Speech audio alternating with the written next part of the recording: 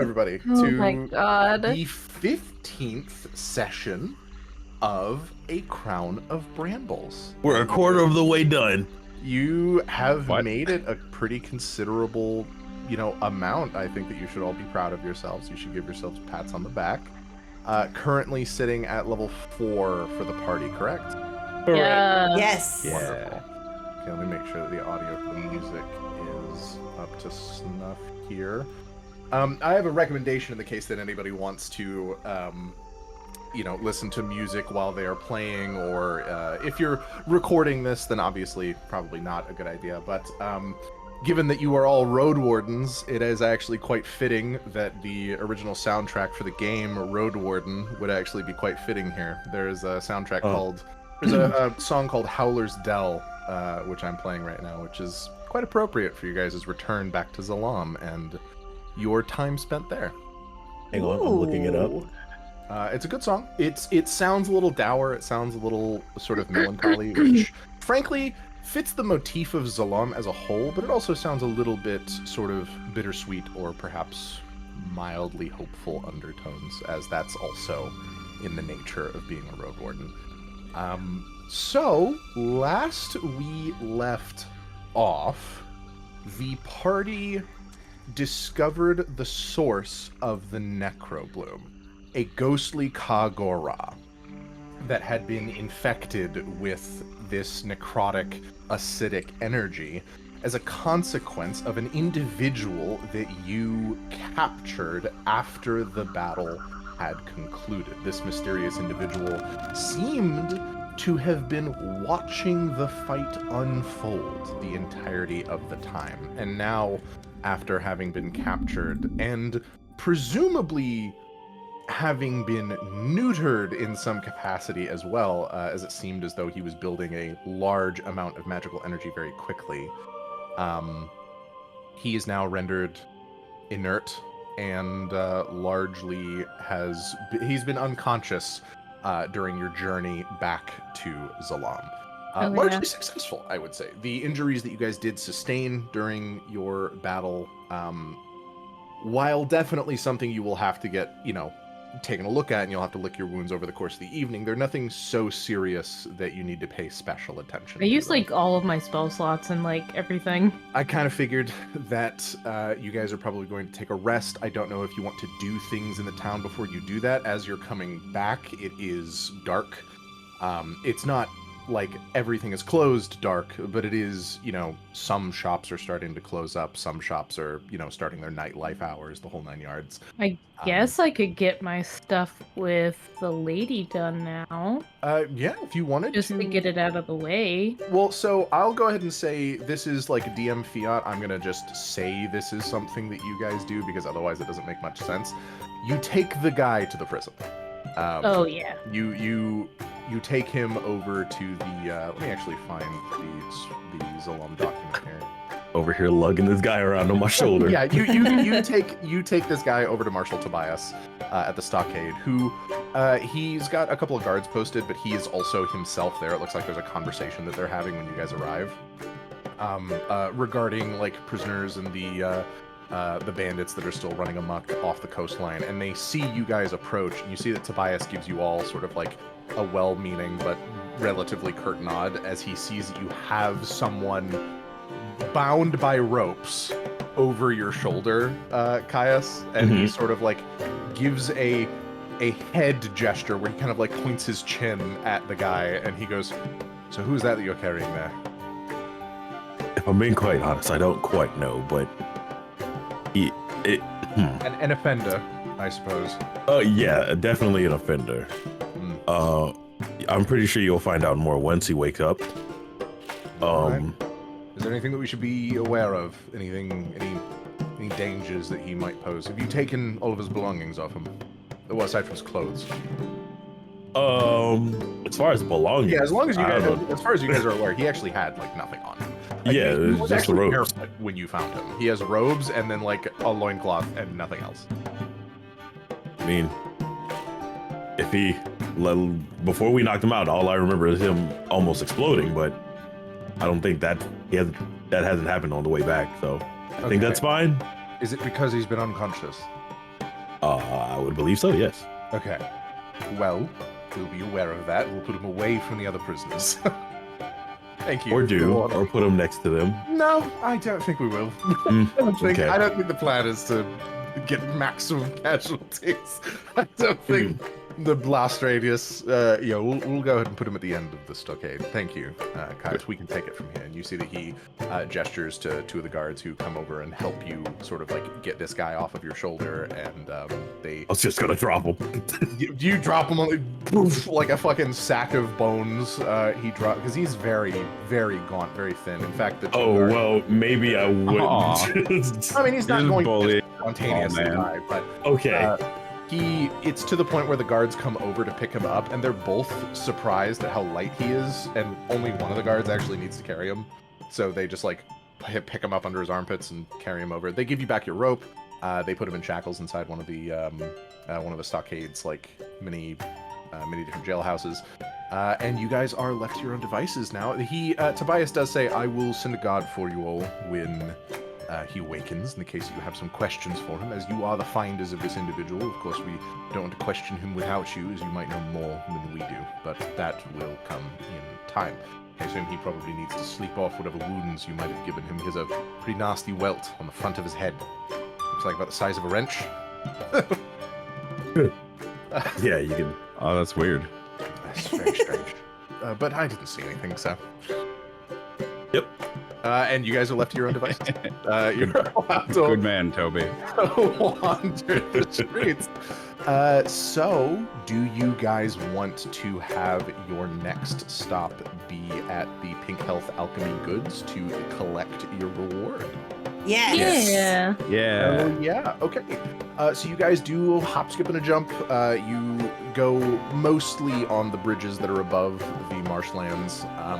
These sort of like somewhat rickety, occasionally rotten wooden planks that are upheld by various ropes and poles and pillars coming out of water and muck and mud, just to prevent you all from having to trudge through mud in order to get to any such place. This is basically super, super poorly constructed medieval Orlando, given how Orlando is constructed on a swampland.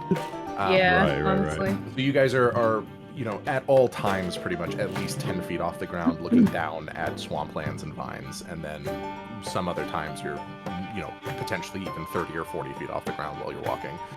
And a lot of these buildings are actually not buildings at all. They're actually just, tent roofs, cloth roofs that are over open walled areas that are effectively serving as a house for somebody. You can see that they're cooking things, here and there, and there's not a lot of privacy in this place. But you guys make your way over to, let me pull it back up, Pink Health Alchemy Goods, run by Mrs. Gimty Loxland and Mr. Tubbert Loxland, an elderly gnomish couple.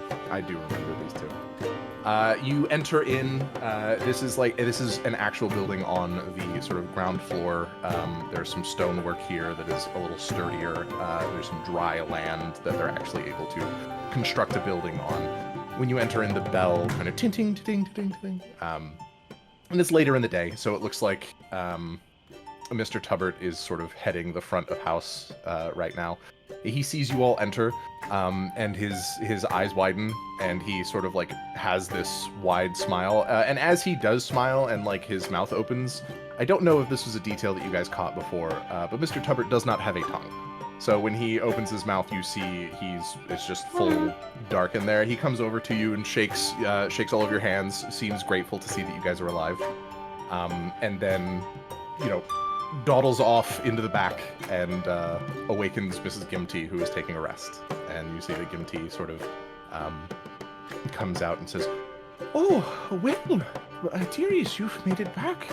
Are you all right? Is there anything, any patching up that we might need to do for you, or?"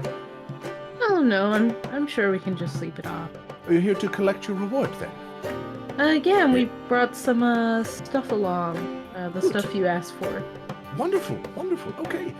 You see she goes behind the counter, steps up on the boxes that are back there so that she's actually able to see over the counter, and reaches down and pulls up. You hear like this sort of as though a safe were being opened. She pulls out a burlap bag that is absolutely full of gold. And she pulls out 3 smaller vials, which look like health potions. She puts the health potions on the table and she says, "Now, these are all just minor health potions. I do apologize about that, but it was in the contract that it would be. However, they're all strawberry flavored, so I hope that they'll be tasty when they go down the gullet. You know, medicine's not always supposed to taste bad. And this is your pouch of 250 gold, as was previously agreed." Hell yeah. Did Now, we... Yes, what do you have for me regarding, you were mentioning you had something else? Yeah, the Necrobloom stuff. Samples of all of the different locations and of the big guy. Good.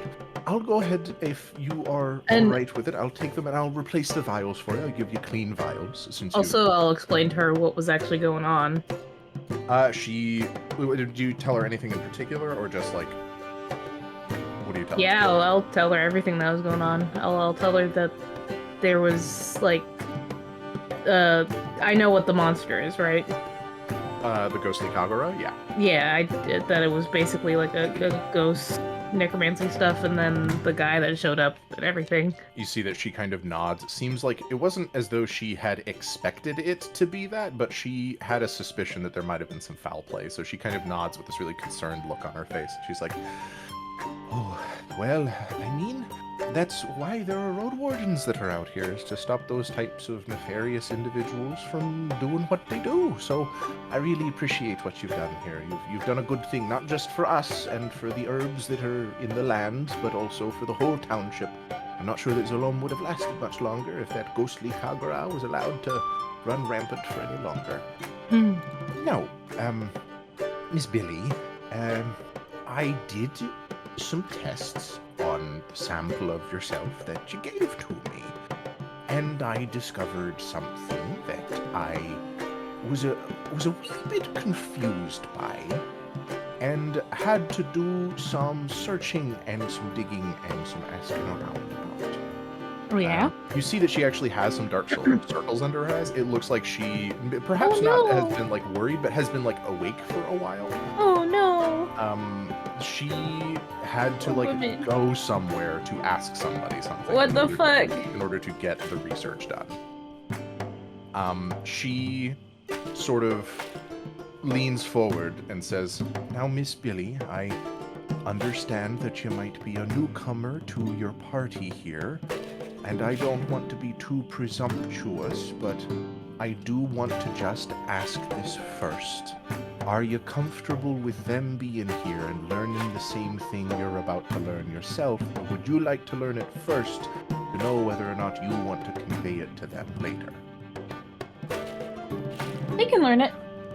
She looks to the rest of you as though she's also looking for confirmation from each of you individually. Sure. Caius just gives a subtle nod. Cool. Yeah. Jinxie, does Yes. Lumia seem... Lumia's totally down. Sorry. I think it was too quiet when I spoke.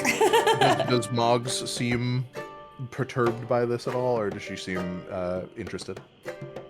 Yeah, I suppose curious. Oh, okay. She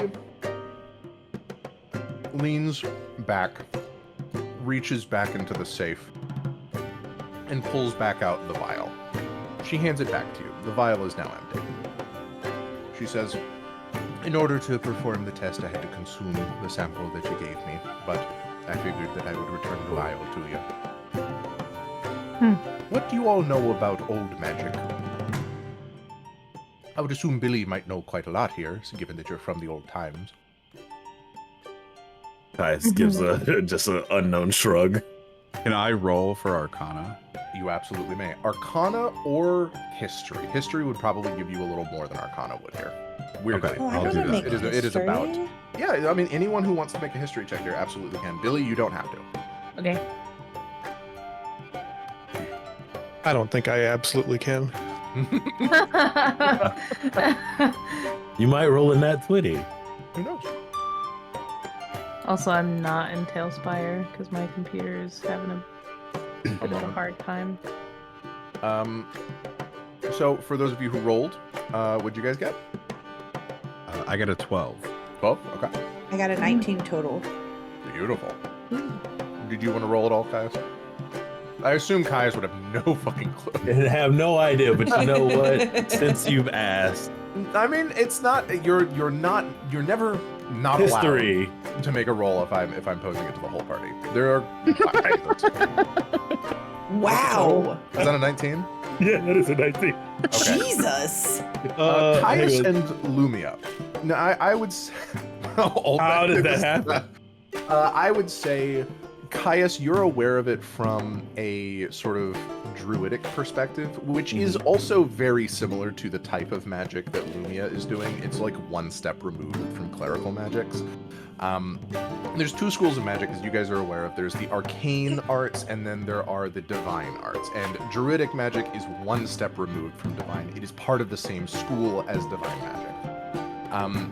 When she references old magic, what you guys interpret that as is the cosmology of the planes of existence that exist, right? Think of it like there is, there are different planets, and there's outer space, and there's the sun, and there's moons, and so on and so forth, right?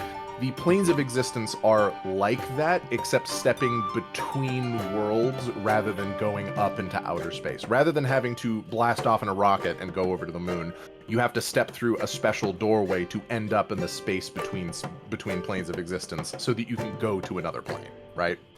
That's how spells like plane shift work and things of that nature. The river of magic, the source of all magic, is a physical thing that exists in the cosmology of these planes of existence.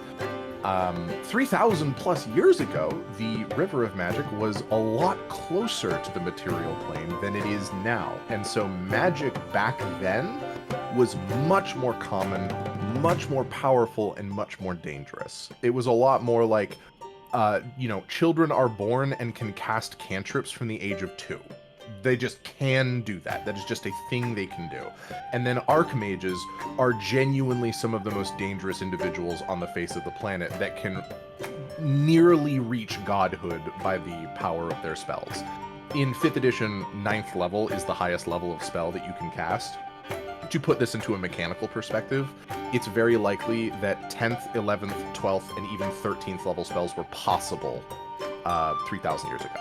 So when she references old magic, that is what she is referencing. And she asks this of all of you and goes, do you all know about old magic several thousand years ago, about the potency and the power that it held? And this is Caius and Lumia. You guys are, at the very least, somewhat aware of it.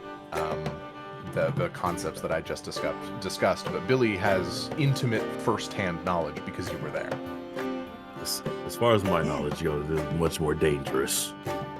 Oh, that it was absolutely, without a shadow of a doubt. There's a word that I learned during my research on your Billy, and that word is mythal. A mythal is an old spell that was cast many bajillions of years ago now. That may have been cast by an archmage, or by a dozen archmages, or by a god, or something of that nature. It requires great sacrifice to cast a spell that turns into a mythal. But a mythal is a sentient spell. It is a spell that has a consciousness and a mind of its own that acts and feels and lives. And you, Billy, have one inside you. Caius like slowly turns towards Billy. It's it's taken form of a disease so that Right. it can exist inside your body. But it wasn't always a disease, Billy. It was a spell first. And it's a disease now. But it's got a mind and it can think. Which probably explains why you can keep it from infecting other people. Since it is a disease, it's, supposed to be able to spread. And you can will it to spread in certain ways, yes? Yeah, but I don't. I'm afraid to say that this would have to be put into the hands of wizards and magi more than the hands of alchemists, my friend. I see. But Well, thank I you. hope that this serves as a good compass to point you in the right direction. As dangerous as it might be, you might be good to go and discuss this with the individuals from Arlen Way. I understand that down south is quite dangerous. And to reference Arlen Way, that is that is the The magic magical racist. country. Yeah, magic racists. They are the people whose entire country is based on a status system where the more magical you are, the higher status you are, the less magical you are, the lower status you are. Oh no. Oh my god. Billie has a fucking mythal in her? Billie would be like royalty. Oh God! By Billie's very Oh, nature, no. Billie would be royalty. I would say that like they would take one look at Harvey and basically be like, "So Billie, that's your slave, right? Like that's who." Because of the small amount of magic that you possess, and likewise in all likelihood to Caius, because you guys do have some magic. You've got psionics, and then you've got your flames that sort of erupt from you. So you've got some innate magics, but it is definitely like the duality of the Arlenians. They're not great people, but they currently are taking up residence in Tolomaru. In the Bolanoff Strait. So that is another direction that you can go if you want to learn more about what your mythal is this kind old lady with a word of warning and caution does effectively say you could go and ask the Arlenians, but of course, I make like a E face. they're Arlenians. So Wait. Yeah. Maybe this is also a question for the Arlenians, but with it being sentient, would she be able to like commune and like actually probably communicate with it itself? Oh, it's perfectly possible. It's just we don't know how. We didn't really discover that. I had to go and find a wizard to understand what a mythal was in the first place. But there's probably a way. I wouldn't know the first lick of an idea how though. I'm so sorry. Try saying a word while you sneeze. You see that Gimti like eyes light up. They point at Moggs and they go, "See, that's the spirit. That I mean, it might work. Who knows?" Can I try? Just don't sneeze in our direction, please. Okay. If there's anything that I've learned about the mythal, it's that please take like 15 steps back. Okay. And don't point towards the. It's better to go outside. Okay. You see, Gimti, like, while trying to be friendly and sort of joking in some way about this, there is a real look of fear on her face. Very genuinely, as they're discussing the prospect of you, effectively trying to use the disease within you. The nature of the mythal that she has come to be aware of is obviously one of vast magical potential, to the point where it frightens her. Well, there's the money for y'all, and there are the potions for you. Feel free to use them as you see fit.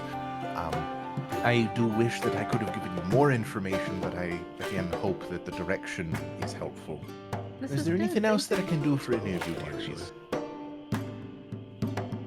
This was super helpful. Wow. Man, so that's... were all of you. I feel like it's a fair trade for a fair service. You all went out of your way into dangerous waters in order to help us. So very, very grateful to you. And if you need anything else, anything at all, feel free to come by. You'll get a discounted rate from us, I promise. So nice, thank you. I think Yeah. she sees you on your way, and you guys are now 250 gold richer, which you can choose to distribute 50 gold amongst each of you if you so desire. You also have I think I'd like that this time. You have 3 minor healing potions that you can also do Strawberry with flavored. strawberry flavored minor healing potions. You actually do shake them a little bit. It almost, how do I put it? It almost has the consistency of like Jello. It's like a Jello shot. Oh, Yeah. It is like a pleasing type of consistency. It isn't like a Ooh. this is sludge. It's a lot more of like that's strawberry Jello. Who wants the potions? I think What potions does everybody have? I don't have any. I raised my hand, blood dripping on the ground.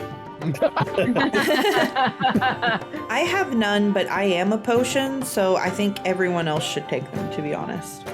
This Okay, is also so- word of advice. If the cleric goes down, and the cleric does not have and you do not have a potion on you, but you can reach the cleric, it is helpful for the cleric to have a potion on them because it is one I would action say- to pull the potion out and put it in the cleric's mouth. I would so if say- the cleric has a potion on them, it'd be helpful.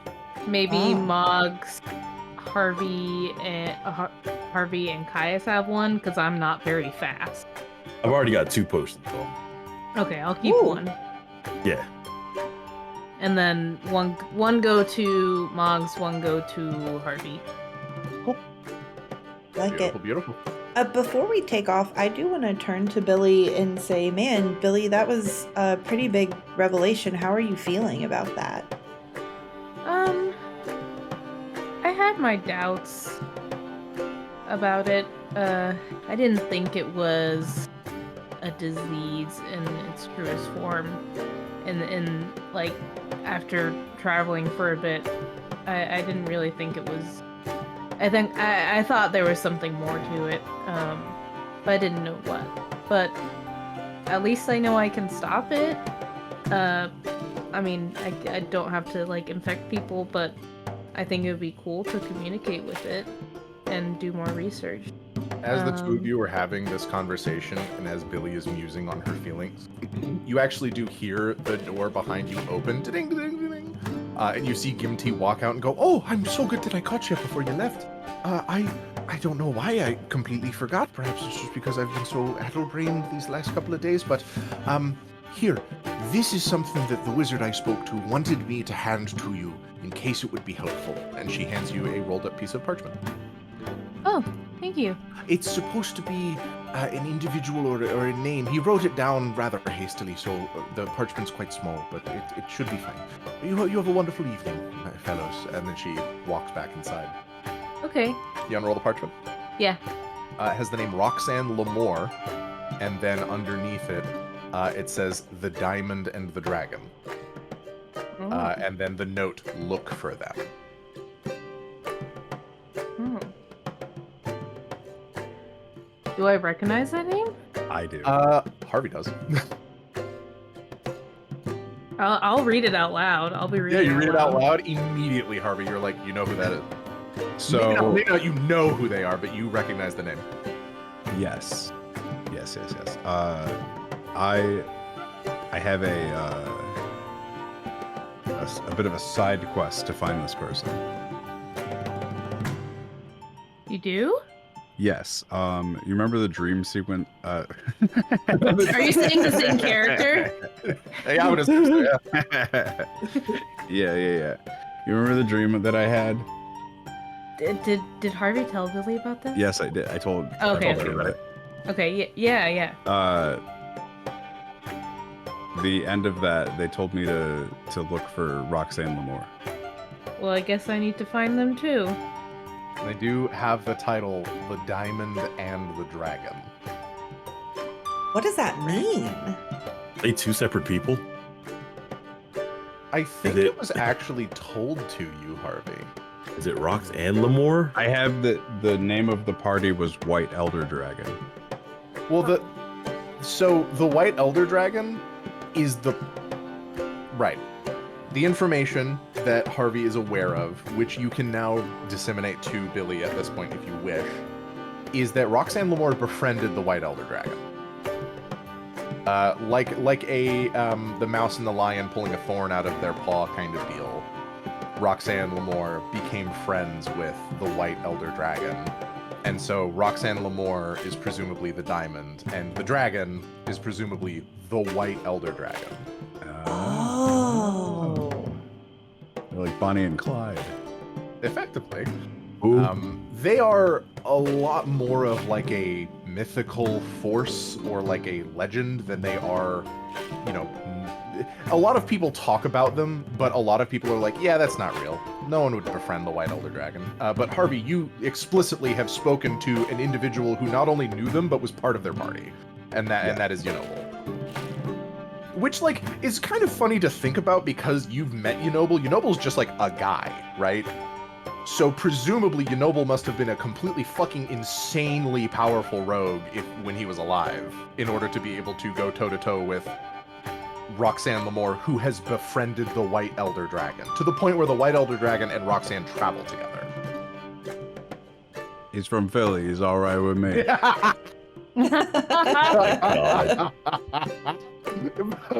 Fuckers from Philly got that dog in them. Jesus. Oh my god. But yeah, this is where there are dots being connected, and now there's a second party member that has a vested interest in finding Roxanne.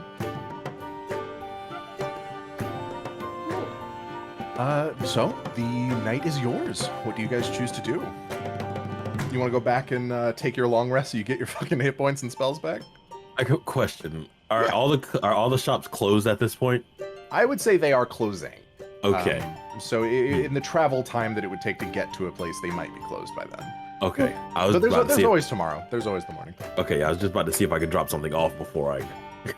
Yeah, sure, probably. I mean, you might be able to catch whatever shopkeep you're going for as they're closing up and drop something off to them. It wouldn't be too difficult. Yeah, I wanted to go and find a blacksmith in this town. Yeah. I don't. You spoke with the carpenter before, right? Yes. Let me see if there is a blacksmith. I think the blacksmith was this dwarven one. Yeah. Oh yeah, believe Mura you're right, yeah. Smithworks. That's right. Yeah. It was the lady. Jude Cormura, the humorless dwarven woman. Yeah, so you go back over to her shop, which is one of the shops that's actually on like stilts. It is like exposed to the open air kind of deal. And you do catch her. It looks like she is starting to like cool down the forge. You're actually seeing some white steam and white smoke come up from the forge as she's letting it die down. And you approach. Does anyone else come with, or are the rest of you gonna go and like bed down? You for the can go night? lay down. Cool. Yeah. I think I'll go with. Okay, cool. Yeah, Mogs Wait, and no, never mind. I'll go with. Okay. I'm gonna yeah. head to the inn with Billy, but I do have something to do before we actually rest. Cool. Okay. Me, Moggs, and Caius are going shopping. Woo! Well, Mogs, do you still want to go? Yeah, sure. Cool. Moggs, Harvey, and Caius. So the three of you shop. The three of you go over to Mura Smithworks. Mostly, like, largely, Caius has business to tend to, and it is helpful, given that you are a party of people who have noteworthy items on you, to travel together as a group in case there are any ne'er-do-wells that decide to try to rob you. They could try. For sure. But it is always safe to do that. Yeah. A little, like, very, very brief mention of this. This is something that maybe was in the back of, like, Lumia and Harvey's mind, but I'm not sure that anyone else would have really, like, had this at the forefront of their brain. Road wardens used to have a significant and complex vetting process before you were hired on as a road warden. But after Swarvel was attacked, it was an all hands on deck, we will accept all comers kind of deal. So there are a lot of not great people who became road wardens opportunistically, taking advantage of that call for help. Ah, So there are some road wardens out there that do bad shit. That will, like, okay, let's work together with another road warden party, and then after they manage to defeat the monster, they kill everyone in the other party so that way they can reap the rewards themselves. And then they just hide the bodies, or they don't even hide the bodies, they just say, oh yeah, they died in battle. So that is something to keep in mind, is that not every road warden you guys come across is going to be super friendly, or they'll be deceptively friendly. But oh, the foreshadowing. the foreshadowing. I've got the fucking like Mr. Evil pinky in my on my lips right now. So What? Gideon. if you haven't seen What is a no, it's Mr. fine. Evil Pinky? Hold on, Mr. Let me here. If you literally look up Mr. Evil or Dr. Evil Pinky. Oh, Mr. Evil okay. is the Walmart brand one. Yeah, that's me. Mr. Badman. You walk up to Mira Smithworks. She catches you guys as you're approaching. She doesn't seem like pleased, I will say, because she's like, you know, cleaning up shop. Yeah. She's covered in like soot. There's maybe some ash on certain parts where she's got her blacksmith gloves on. She's got these this pair of like goggles that are now up. Her red hair is somewhat frazzled in a single long braid down her back. She's in effectively just like a tank top with this like maybe sweater or like long sleeve shirt or something that's tied around her waist, and otherwise just has like cargo pants on and boots and stuff. She sees you approach, and she kind of like crosses her arms and waits for you to get within like speaking distance, and then she looks up at you and she goes, "Yes." I apologize. I know it's late, but I won't take up too much of your time, I promise. And What do you want? I pull out from my sack and open it like the large bones I had taken from the Kagura. And I'm gonna ask, is it possible to fashion this into some form of sword? You see that she holds out a hand, so as to like have it placed in her hand. Oh yeah, and I hand her the set. She holds them for a moment and picks up one of them and like weighs it in her hand. It looks like she's doing some type of mental gymnastics. She's really just like going over it in her head. She sort of like purses her lips and she goes, I mean, it's certainly possible to turn them into something. Is there anything in particular that you're looking to turn them into? A sword or a dagger or preferably a large blade. A large sword. Alright, well, it'll certainly be possible to do that with this one. She gestures to what is effectively like a thigh bone that you pulled out. One of the much larger ones. It's almost it's like taller than she is. It's like taller than 4 feet tall. And she's effectively like, aye, I could turn that one into a blade that you're looking for. Perhaps use some of the other bones for a crossguard and a pommel. What would you want to give me in payment for this, though? Because gold for this type of craftsmanship, I'd rather have materials, if I'm honest. We've got plans for these other bones, or can I have them? Oh, whatever is left over, you can have. Beautiful.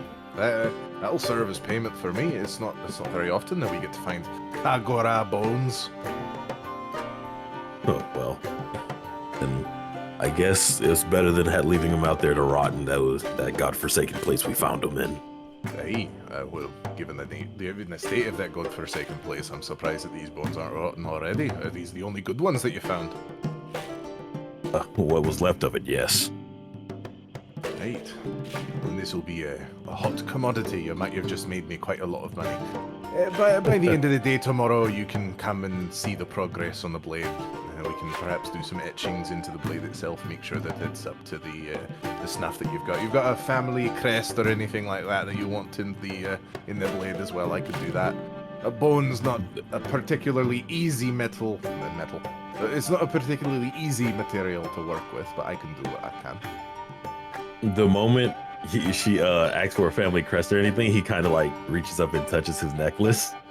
And then forgetting it's enchanted, it says, "Don't break things that aren't yours." And then I look down at Moggs, I'm like, "Moggs, can you take She this just off?" like she doesn't like her expression does not become any more dour, but she just looks up at you, Caius, just like, what? What did you say that for? It wasn't me, I promise you. There's And I a look very down. different voice that came from you. What was that?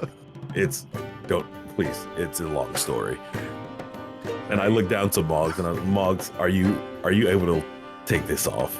Like, I would rather not say that anymore. Maybe. What do you Well, mean? I could try, I guess. Hearing that, Caius becomes a little hesitant, but he's going to take the necklace off and hand it to Moggs. Like, if you were able to enchant it to do so, I believe you can disenchant it to do so as well. It's just like constantly going off in your hand. My mom can do anything, says Webby. Oh. Right. No, really. Look, Hang How on, long- I'm looking the feature up to see how this works. oh God. Is it really a thing that might be permanent? I know that I have a limit of them that I can have, and when I exceed that limit, the oldest one expires. But I don't know about chosen property lasts indefinitely. As an action, you can touch that object and end it prematurely. Okay. Cool. So you touch it and you choose to end it prematurely. You can DM me what you do, and then we can have a good surprise. No, I'll do it. Okay. Just, I figured I'd give you that option in case Moggs wanted to be a little shit. But yeah, you end the effect, and they hand it back to you, and Caius, your hands touch the necklace, and no sound emanates from it. He lets out like a sigh of relief before then handing the necklace over to the blacksmith. You see that Jude holds it. But it's like for a moment he like looks at it before releasing it slowly, because it's like literally the only like thing he got from his mother, or so he was told. You see I that was he holds really it. tempted to change the property for a second there. How about just glow? Yeah, sheds bright light in a 5-foot radius. But she holds it for a brief moment, and then she actually looks like she goes into like a heavy wooden cabinet nearby, pulls out a piece of paper and a piece of takes a sharper piece of charcoal out of the forge and sketches a brief the appearance of the symbol that you hand her, both from the top and from the side, just so that way she has a full breadth of it, and then hands the necklace back to you and says, "It seems very important to you. I'd not want you to be without it for very long, so this will do." He'll take it back and put it on and say, "Thank you. So you won't need it at all for what you're about to do?" Well, it might be helpful for you to come back in the evening just to make sure that I've got my sketch right. She holds up the sketch. It is like a perfect rendition of the symbol. Maybe one or two parts of it aren't like 100% perfect, but she does mention you just come back in the evening. God, he brings a hand up to his chin as he's looking over and kind of impressed at how fast she did that. But she doesn't seem to have outward pride for it, but you can tell by the way her body language shows that she's proud that she has the ability to do that. Gotcha. Well, if that's the case, then everything looks squared away with this. And I then turn to Moggs and Harvey, who are also with me still. Did you guys have anything particular you guys needed to do here? It is at this point, Moggs, that Webby has actually taken one of the smaller bone shards from the pile and puts it in your hand. And you see that Webby goes, "My mom could do anything." I look towards Moggs and Webby. I'm like, those bones are actually hers now, so you would probably have to ask her. You see that, And I squint really hard when I say ask her. sees this transpire and sees how small of a bone was just picked up. It's effectively a needle. Okay. And you see that Mira kind of waves a hand. It's like, you can keep it. I don't mind. I was kind of like cocks her head and gets kind of that kind of distant look again. Mhm. Like when she was thinking about how to work with Webby. It almost seems like Webby is excited and expecting you to do something with it. And I think I'll turn to the smith and go, do you have some extra metal? I mean, scrap metal? Yeah, I've got plenty. What you need? Metal. Is there a particular amount or kind? I'm not sure yet. Alright, why don't we start small and work our way up? And you see that she literally does just take a chunk of slag from the actual forge itself and hand it to you. It's maybe like palm-sized.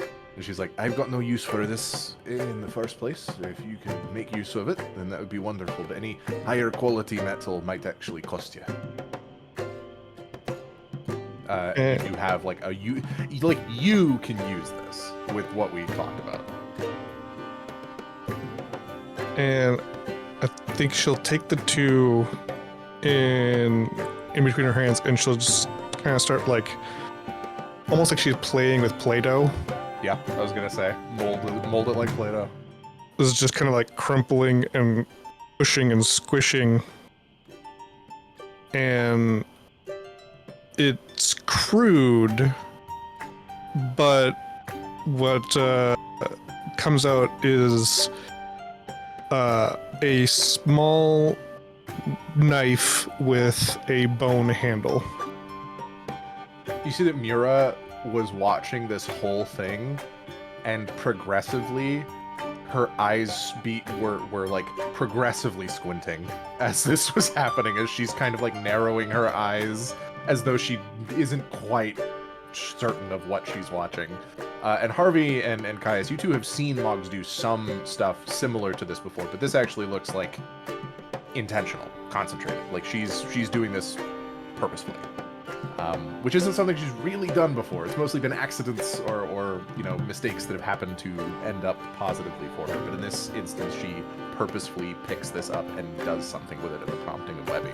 Yeah, she doesn't have the trance-like state that she had when she created Webby, but she is very locked in.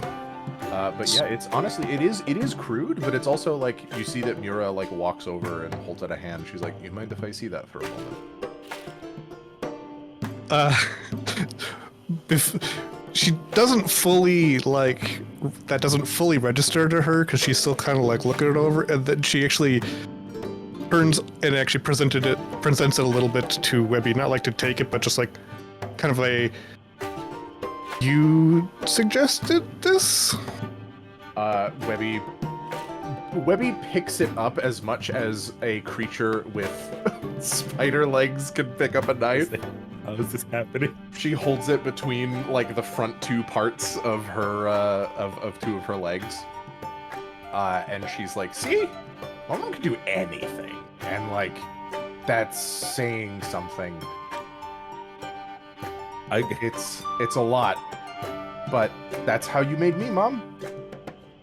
She drops the knife accidentally. It like into the fucking wood underneath. It's a perfectly, so you add a dagger to your inventory. You've made a dagger.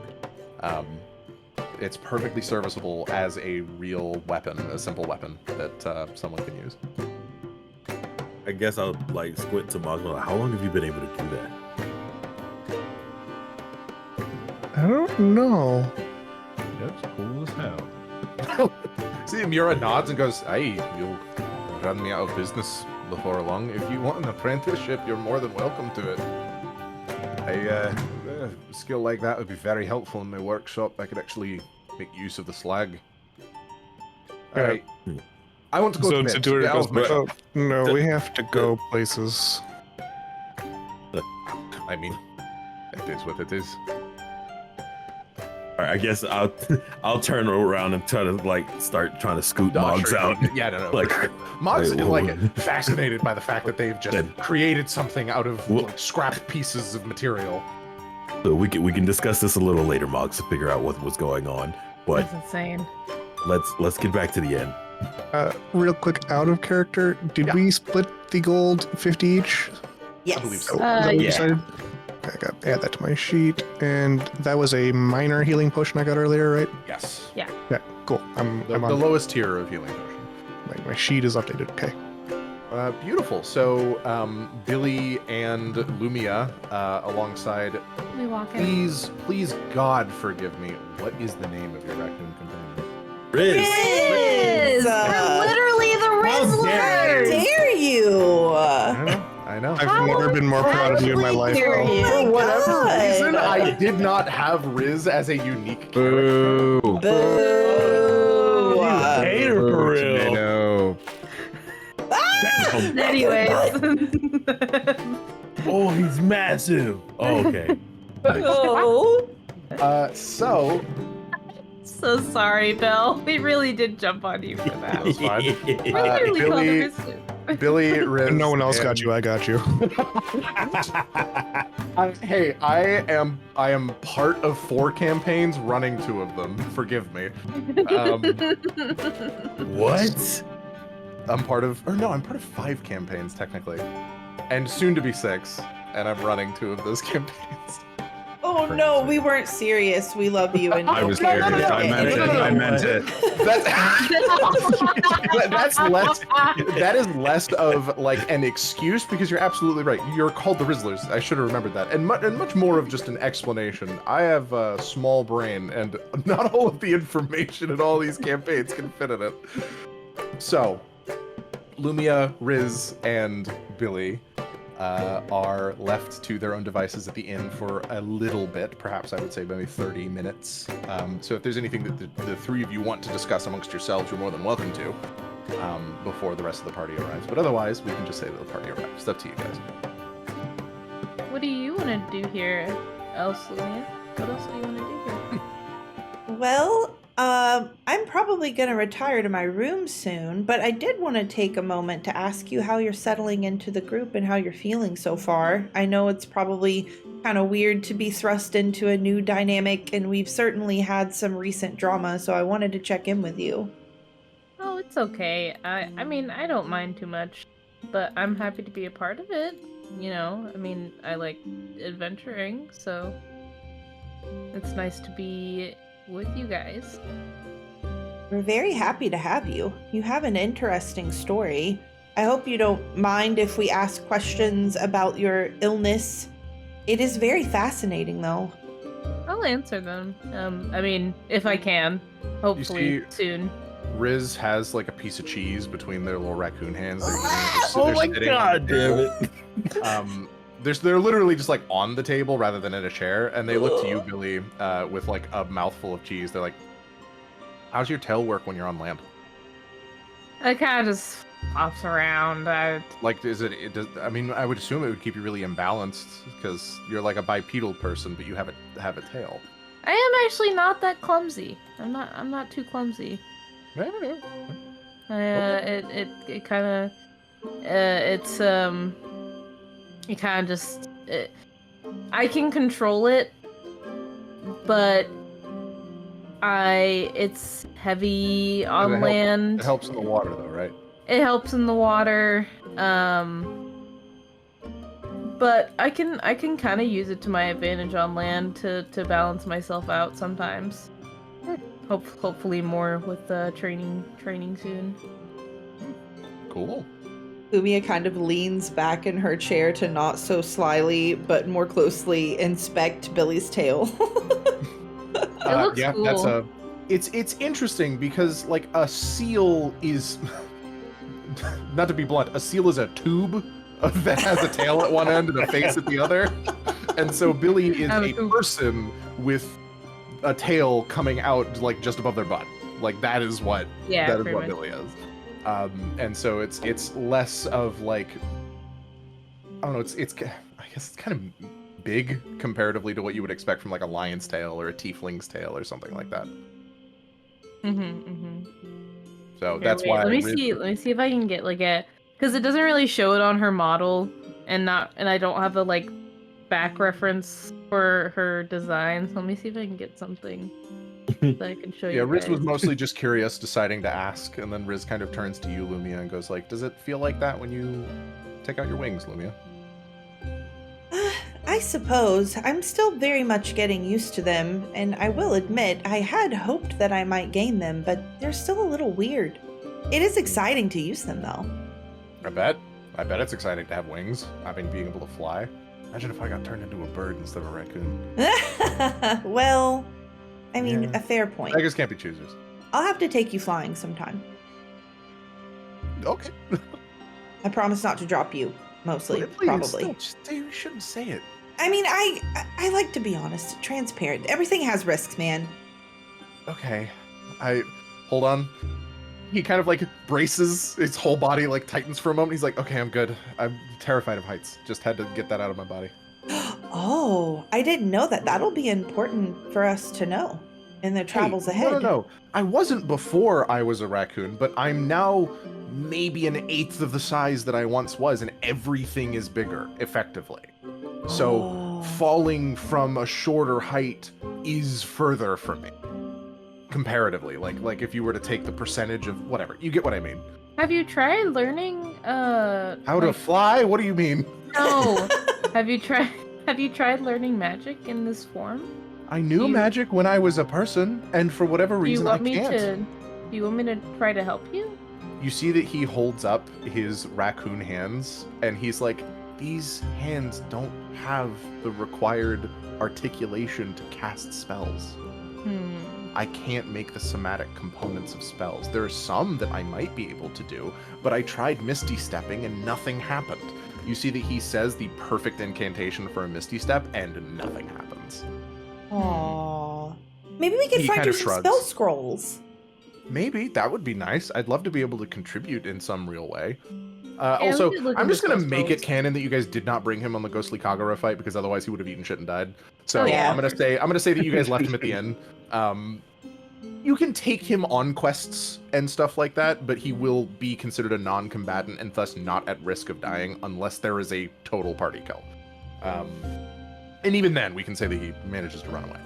But so he kind of like nods and he's like, I would love to be able to contribute. I know that you guys went on a super dangerous mission here recently, and I wasn't really able to help because I wasn't there, but I'm also just a raccoon, and given what you're saying you encountered, I don't think I would have been much help anyways. It's cool, Riz. Consider yourself a personality hire.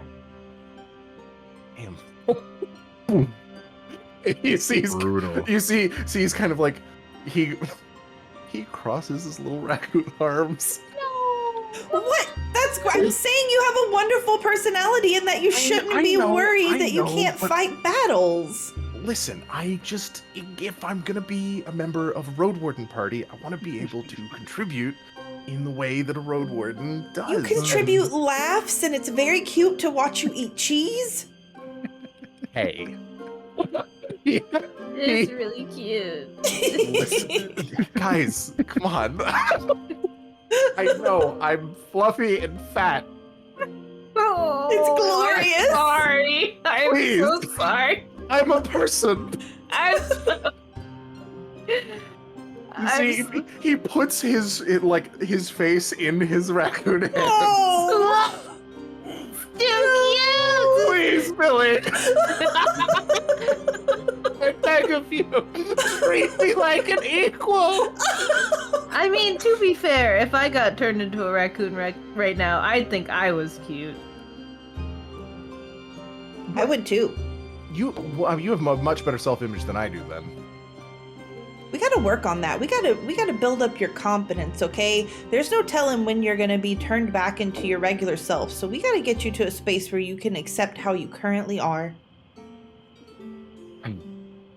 Equal. God damn it, Ben. What happened? Nothing. What the? You see, he kind of is just like, okay, it's when there's something so life-altering, like you become an animal overnight, it kind of changes your perspective on your priorities, you know? my priorities always used to be to deal with the family dynamic as best as I can, to stay under the radar and to try to, make a name for myself as a painter when I eventually got the time to do that. Maybe to learn some more magic as time went on. Those were sort of it. Those were my priorities. But then I turned into a raccoon, and that shot up to number 1 real quick. I don't want to be a raccoon anymore. That's fair. Very fair. We'll do everything we can to get you back to normal. We just don't want you to be miserable until then. He still looks kind of frumpy on the table. He's looking at his thing of cheese, and he's like, I guess a benefit is I don't really need to eat as much. I got That's a smaller true. stomach. And you can get, like, head pats whenever you want them. And that probably would be kind of awkward if you were a person, like a big person. I suppose. I was tall. I was like 6 foot. I was an Mm, elf. were you? I don't know. Hey. Was it 6 feet like to a man, or like 6 feet like if a woman measured He you? raises his eyebrows. He's like, "What does this mean? Explain this to me." My height. I go 6 foot ruler. I am as tall as it. Okay. Well, then that's legitimate. Sometimes we find that people like to embellish their heights. Oh. I mean, I don't even know what height I am now. Could we measure my height? If you See, want he to. hops down onto the ground and then like stands up on his hind legs. Ah! It's so cute. Oh no. Oh my god. Billy, do you want to just give him like a rough estimate of how tall Yeah, he is? yeah. Maybe about 2 feet.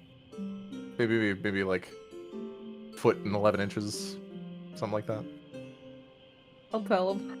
You tell him, he's like, damn, that's a big drop in height. No, that's the perfect height. It's perfect. It's so good. Okay, if you say so. Did Did you still want me to make you clothes? Yeah. Oh, please. Yeah, Okay, here, I wait, am naked. let me make your measurements. Listen, not to be blunt, but my wiener's out, okay? I don't like it. I know I'm a raccoon and I'm cute and stuff, but like that's just how it is, all right? I was a full adult I was a full adult elven man, and now I'm a raccoon, and everyone just seems to be okay with me not having pants. Okay, I get it. Please. I'll take his measurements. He's obviously embarrassed. Oh. He's just like, okay, right, go, just do it quickly, please. Lumia wraps like a dinner napkin around his waist. Yeah, that would work. You wrap it around his waist. I can make stuff overnight, probably. Sure, yeah, but you wrap the dinner napkin around his waist, and it is such that he has all of his like pudge around there, and so it like is a little tight, and he's like, oh, I shouldn't have eaten so much. And it's at this point that the rest of the party walks back in. Nice. Welcome back, everyone. Yo.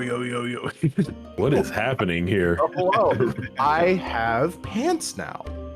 That's what's happening, Riz. Oh, that's kind of awesome. Like, right? I've been naked. Nobody Huh. noticed. I didn't notice. I know. I'm a raccoon. I know. Not even socks, huh? Nope.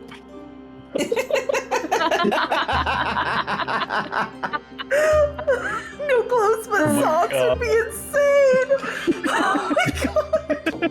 Hold on, I'm gonna look it up and see if there's a photo. Raccoon. Oh my god, the socks, just the Okay, socks. no. This is a perfect image. I think this Please. might. No, okay, yeah, this isn't exactly what I was thinking it was. This looks like an advertisement for whatever brand of socks this is, but like that is the image that showed up, not a raccoon wearing socks. I just want a raccoon wearing socks. Oh my god. Oh man. Amazing. Well, now that the party has reassembled, is there anything you guys want to discuss, or are you ready to bed down for the evening? I'm ready to bed down. Okay. If you are ready to bed down, are there any things that each of you want to do individually before you go to bed? E.g., Lumia opening the book, or someone communing with something, or so on and so forth. Because I know, Harvey, we want to have a dream sequence when you guys actually go to bed, but I don't know if there's anything anyone else wants. I do have something. Okay, hit me with it. So I think Lumia's going to go upstairs, change into her night clothes. She is going to tuck the Book of Deities deep down in the backpack and pull out Hunting Season. Okay. And then she's going to walk over to where she placed her armor and tap on it and be like, "Psst, Xirathrian, you sleeping?" Xirathrian, like, no sooner than you had said, "Are you sleeping?"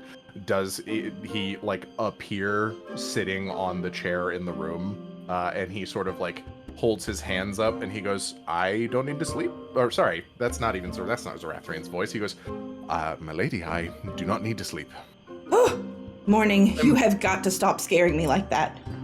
I apologize. It's fine. It's fine. I don't know how to knock when I come in. I'm a spirit. We're going to have to put a bell on your neck or something. It's... Hey. Wow. Xirathrian kind Hey. of voice goes, "Be careful." Hey. I think a bell might rather suit you, Xirathrian. Hey. We could put it on the pommel of the sword. There we go. That might add a pleasing jingle to my sword swings. Yes, something to just announce your presence. Anyway, I didn't mean to disturb you, but I was wondering if you might like to get up to a bit of fun. Depends. I see you've got a book in your hands. Is that the fun that we're referencing? Perhaps. Oh dear, it's book club. It is. At this point, Lumia grabs Xirathrian's hand and drags him out of the room toward Caius's room. Caius, you hear a knocking on your door. He doesn't get to answer. Lumia just bursts in. Whoa! You do, like, have a moment, Caius, where you're like, "Oh, that, Dude! probably one of my companions." Dude! In what state is Caius? Caius is a barbarian. He sleeps nude. Are you asleep? Are you? Oh, He's Are like you preparing for bed? preparing for bed. Jesus. Okay, so I assume that Present Caius. He's like getting undressed. So you hear a knock at the door, and the first thing that you think is like, "I need to make sure that my pants are on," and you start putting your pants back on, and then Lumia opens the door, and you see Xirathrian's there as well, and Xirathrian's like, "Hello, What is wrong? nothing. It's book club." It's book club time. Really? Is Yeah, this- Lumia scuttles in and starts heaping the stuff that Caius has on his bed off so that she and Xirathrian can sit down. It's okay. Xirathrian is spectating this, very bemused. Right. Like, So, okay, book club. What does this entail exactly? Yes, that's right. That's right. You guys have never been part of a book club before. And to be honest, neither have I. And that's part of why I'm so very excited that we now have one, because I've always dreamed of doing this. So, the way that book club works, or so I've heard, is that we collectively read a book together and then we get to discuss the finer points of the book. What we liked and what we disliked, and what we hope for in other books in the series, and so on. But I was thinking to myself on our walk back, I only have one copy of the book, so I've figured out the perfect solution, which is that we're gonna read the book together. you see that Xirathrian's eyebrows raise as he looks at the cover of the book. Caius has is very confused. He has a very perplexed look on his face, and he looks like Xirathrian. He's like, "Is this normal? Is this a thing that happens?" From my time being alive, I don't recall ever being part of a book club. But again, I do know a relatively prominent author in this space. I suppose this isn't out of the ordinary. Oh, I'm out of my element here. We only have one book to read. There's only really two ways to do it. Is either we each read it one at a time and then we discuss it, or we all read it simultaneously. Yes, it's much more efficient that way. Perhaps, but Lumia, have you considered the nature of this book? Listen, we all I am agreed listening. that book club is a safe space. There's no judgment. We have trust. Book club is a secret. He nods. So if we are all comfortable with the content of these books that can sometimes be a little more mature, then we should be fine. He nods, and he actually says, "This might come across as typical of a paladin that was known to hunt beasts of the night when he was alive, but I'm actually quite curious as to how accurate this book would be." Lumia's eyes glimmer as she gets the first indication that someone might also actually be excited. Xirathrian seems to be, like, Xirathrian thinks for a moment, and it's not as though he's trying to force himself to be excited about this, but he's like, you know, now that I think about it, I am actually really curious, because if there are some accuracies in this book, then that might mean that the author has some real experience, and that means that I might want to see if they've written anything else. And see if they, like, are known as a monster hunter. Exactly. And Caius, you said you were interested in the fitness regimens of these very strong, very athletically inclined men, and hunting season has quite the male protagonist. Well, why didn't you lead with that? Good point. All right. Caius like plops down in front of the bed where you guys are sitting, like sitting crisscross applesauce. You see Xirathrian sits crisscross applesauce alongside you. So cute. Okay. Glowing golden spirit guy sits down, ready for book club. D&D. Holy shit! Oh my god. Lumia is going to open the book, and she's gonna say, "So I do, at least for fair warning, full disclosure, before we get all the way into I have been reading a little bit of this book. We can go back to the beginning, but I want to at least read a sample together to see if it's something that you all are still interested in. I feel like that's the only fair way to do it. So I will start." And okay, she kind of like moves her finger across the page to find her place. Ah, yes, here it is. He slowly lifted his shirt over his head, haphazardly discarding it in the bushes near his tent. She Pause. swallowed hard. Xirathrian immediately holds his hand up. Pause. Yes, Xirathrian? For the briefest of moments. Leans in to Caius for just a moment and looks you dead in the eyes, Caius, and goes, "Are you ready? What are you talking about? I mean, Are you ready? yes? Question mark? Steel yourself." Okay. And then he turns and he says, "Continue, please."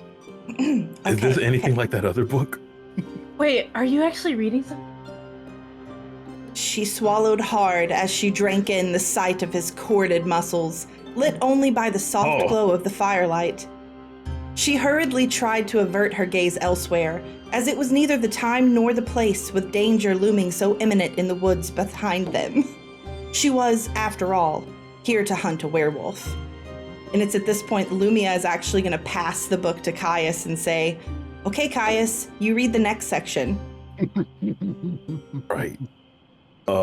He's like holding the book, like rotating it around and stuff. He's like, okay, so he's gonna try and finger like where you stopped. I was like, okay, there it is.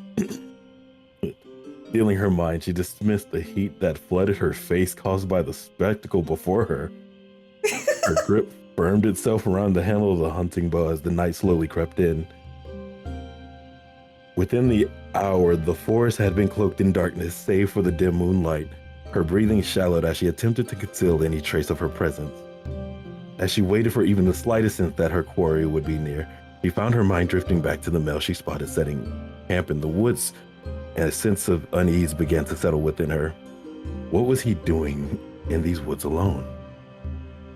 What is happening here? I thought you said, I mean, granted, the man had like defined muscles, but where's this going?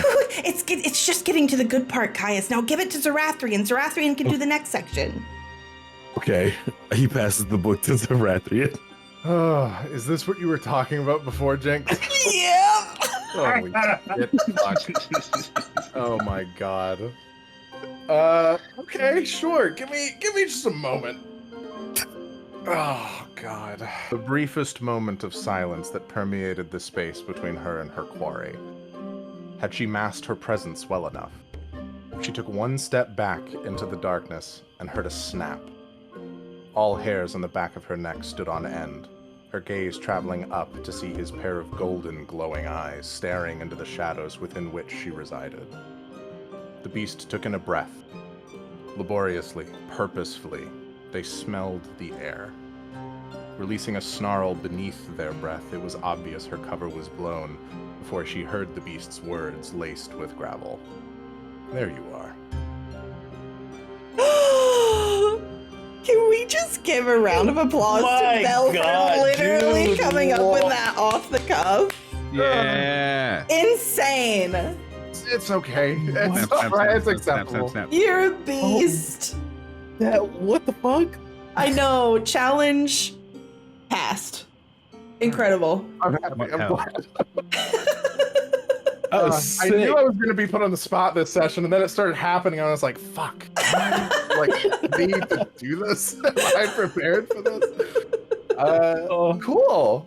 You see, that is what Xirathrian reads, and then he looks up and he goes, you know, it's a very interesting detail. It's actually true that werewolves' eyes glow in the dark. Is it really? I've never Yes. seen a werewolf before. Well, pray you don't, as this is probably not a good thing, I would imagine. Although I'll be honest with the manner in which this is being written. I imagine that it's our protagonist here might not be too peeved by it. I mean- Oh. Well, I mean, it is true that where folks do glow and their eyes do glow in the dark. That's, I mean, I've only seen it a couple of times when my father had his moments, but Hmm. Well, your father was a wereperson. yeah. That's Interesting. This subject matter must be very uncomfortable for you. I'm not going. I wouldn't lie to you. I'm not. Where does the workout regimen happen? I actually have no doubts in my mind that we are going to hear some manner of their workout regimen at some point. In fact, I wouldn't be surprised. You see that Xirathrian actually takes a look through the book, skimming. It looks like he's reading very quickly. He doesn't read like every word, but he's reading some fragments of it. And he's like, it actually looks here. Yes, as a matter of fact, they are spotted, but it seems as though this werewolf has no indication of wanting to hunt her, as she is not his quarry, and he absconds, but she continues to follow and discovers so on and so forth that this is his nightly hunt. That hunt, if you've hunted before, yes? Yes, I have. Yes, of course. You understand exactly how physically laborious it is. Yes, Yes. quite. But No. but before the hunt even begins, you got to have some type of physical training. Calisthenics, yes, of Mhm. course. Yes. Perhaps you see that he hands the book back to Lumia, goes, perhaps they performed some manner of calisthenics before our protagonist managed to catch wind of them. I'm quite sure Well- that they do. There's lots of physical activity in these books, you see. Well, let's get to that part. That sounds way more interesting. Seems to be a very physiologically minded book. Yes, of course. I mean, I don't know. Very interested in the intricate workings of the human body. You guys, why are you guys talking in circles? You know what, Caius? If you're interested in that part specifically, why don't I leave this book here with you this evening? And you can perhaps continue your reading. We can go about it in a few different ways. I just wanted to make sure that you were both interested. I am very interested. I might even incorporate this into my own workout. Xirathrian with a Xirathrian with a big smile on his face seems very genuine in saying, I never got much time to read, so I would actually like that. Oh, that makes me so happy, Xirathrian. We will read as much as you want to. And not even necessarily these books.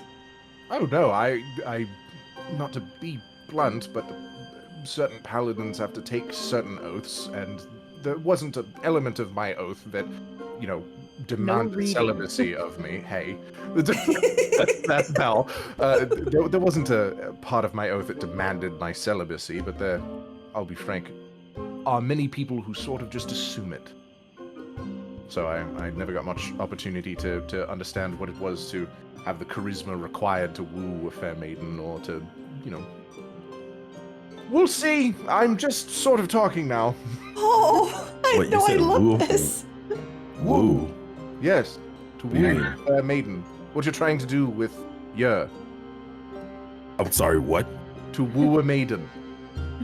Yeah, you know, No. to court her. You know, Allow- woo to No. to seek the favor of an individual, or to try to gain the affection of an individual, to woo them, to court them, to pursue them.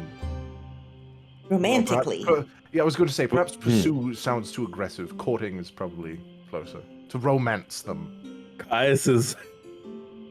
Of course, Caius is a little darker, but you can see his cheeks kind of heat up a little bit. You know, courtship. You're trying to flirt with them. Flirt? No. Yes, to flirting. You're trying to seek intimacy. He is like stun I locked. can read you very easily, Caius. That you better roll so for it. incredibly. I got a +5. You better roll for it. +5. Sure. Let's go ahead. You don't know what. That's true. You don't know what Xirathrian's bonus to insight is. Oh boy. Xirathrian is reading something completely different. He goes like, yeah. Oh God, what's like the I don't know. I'm not gonna go too deep into this, but he just goes like, he starts doing that, and then you like a fucking steel trap just immediately shut your lid, and he goes like, oh no, maybe I can't read you. What the fuck was that? No, I think you were onto something, Xirathrian. Caius Maybe is at very one point, clear. but Caius instantaneously managed to close shut the doors with which I was looking through. Caius is like staring directly at Lumia. Yeah, There was. I see sparks flying, and trust me, I would know. Ow. You see that Xirathrian What? looks towards the lantern that is currently hanging above the roof, as though he's looking for sparks just to make sure, and then he looks back. Oh. Let's like a long sigh for like. I don't understand what you're saying. I don't understand Well, I mean- what you mean by. When you see her or interact with her, don't you get like that funny feeling in your stomach? Like it's kind of like butterflies? You get excited to see her?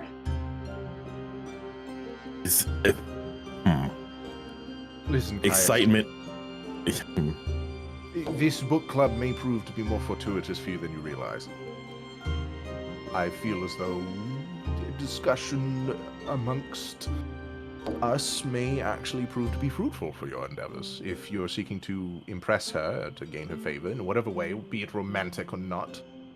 It seems to be, at least to me, that you are trying to, potentially have some form of courtship, and I think, the proof is in the pudding. You literally were challenged by her not to kill any of the pirates that are off the coast.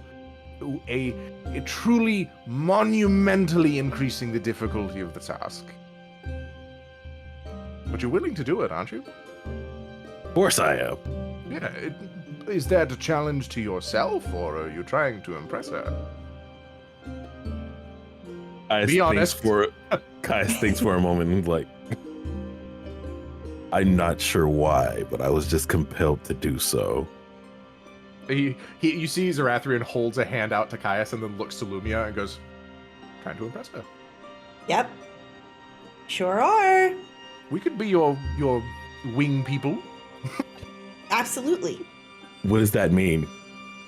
It means we Yeah, help you wingman achieve- really is a term that was born from something that doesn't exist. It can't be. No, you know what? Wingmen are for Kenkus and Aarakocra. That's a term That's my word. appropriated. Holy shit. Oh God! Oh no! The erasure Oh of my King God. culture. Xirathrian goes, I apologize. Holy fuck. So you're saying these feelings that I'm probably experiencing Probably. might be romantic? Yeah, like that's totally what happens when you like someone. Especially, just trust me. Just trust me. I can see it, And I mean, have you never liked someone? Have you never dated anyone before? To be fair, no. No, I haven't. This is a first for me, if I must say so. That's Are you experienced in this field? Oh, I mean, I read a lot of books about it, so I feel that qualifies me. It's just the same as studying at college. Xirathrian is at this point still like crisscross, elbows on their knees, leaning forward with their chin on their hands, looking up at you, Lumia, and it's just like,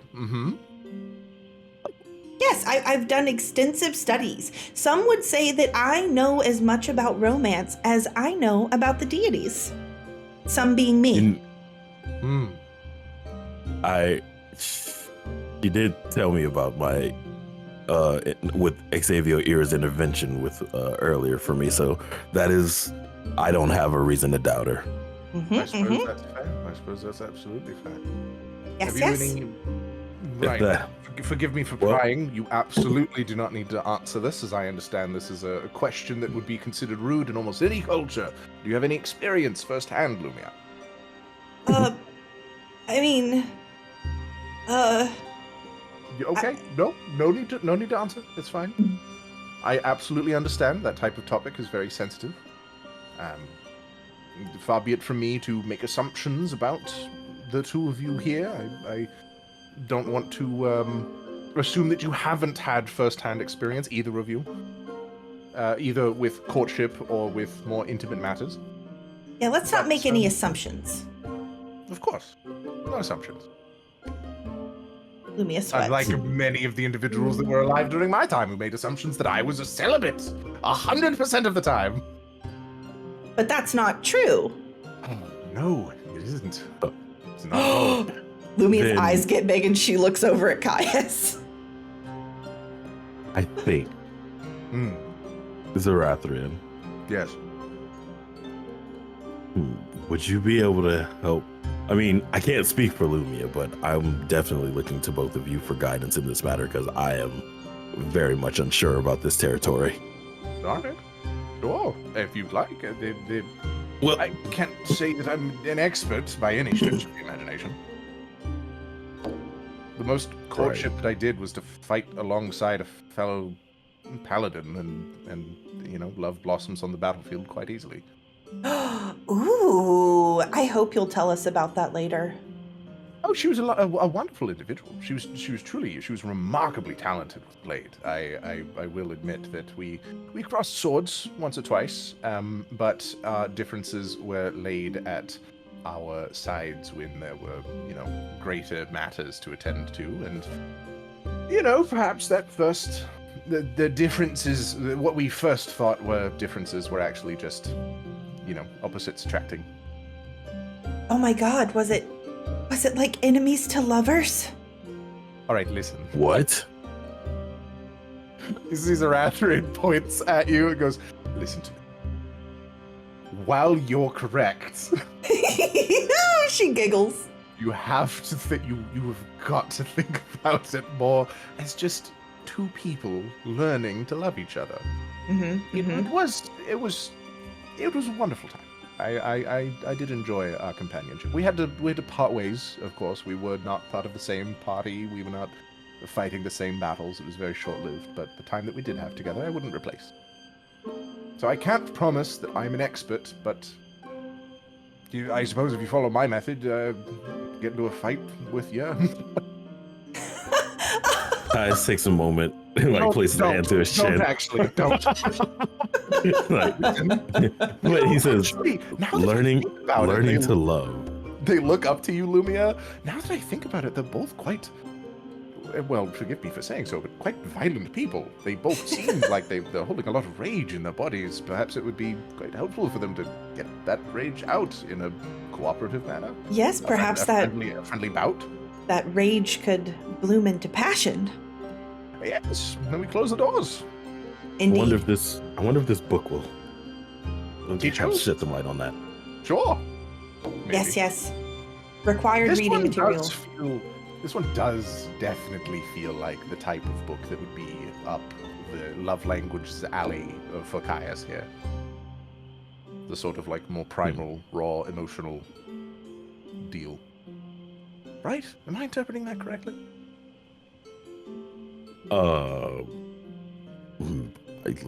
This is my first time in this situation as well, so Caius, have you fucked? no. No. Wow. This is a wonderful first experience for you. Relax. He slaps you on the back. Lumia's burying her face in her hands. Ah! Have either of you? I have. You know, suddenly I have to go. Enjoy the book, Caius. I'll be on Xirathrian when you're ready to retire. I will be back in the room. Oh, honestly, I feel like our work is done here. You see that he dissipates into golden mist. Wait. As he dissipates into golden mist and then rematerializes in a different location, he goes, "Yep." Yes. Oh. And so, the book club aside, I would like to ask to train with you for some time. Oh, well, by all means. Training with a blade, I assume. Yes. That is my specialty. Yeah, of course. We absolutely can. Great. I look forward to that very much. Would you like to spar in the morning? I can teach you the basics. Or do you have a blade, actually? There's actually one being made for me, but I think she said to come back in the evening, so I don't have a blade for the moment. You see, he nods and he goes, "All right.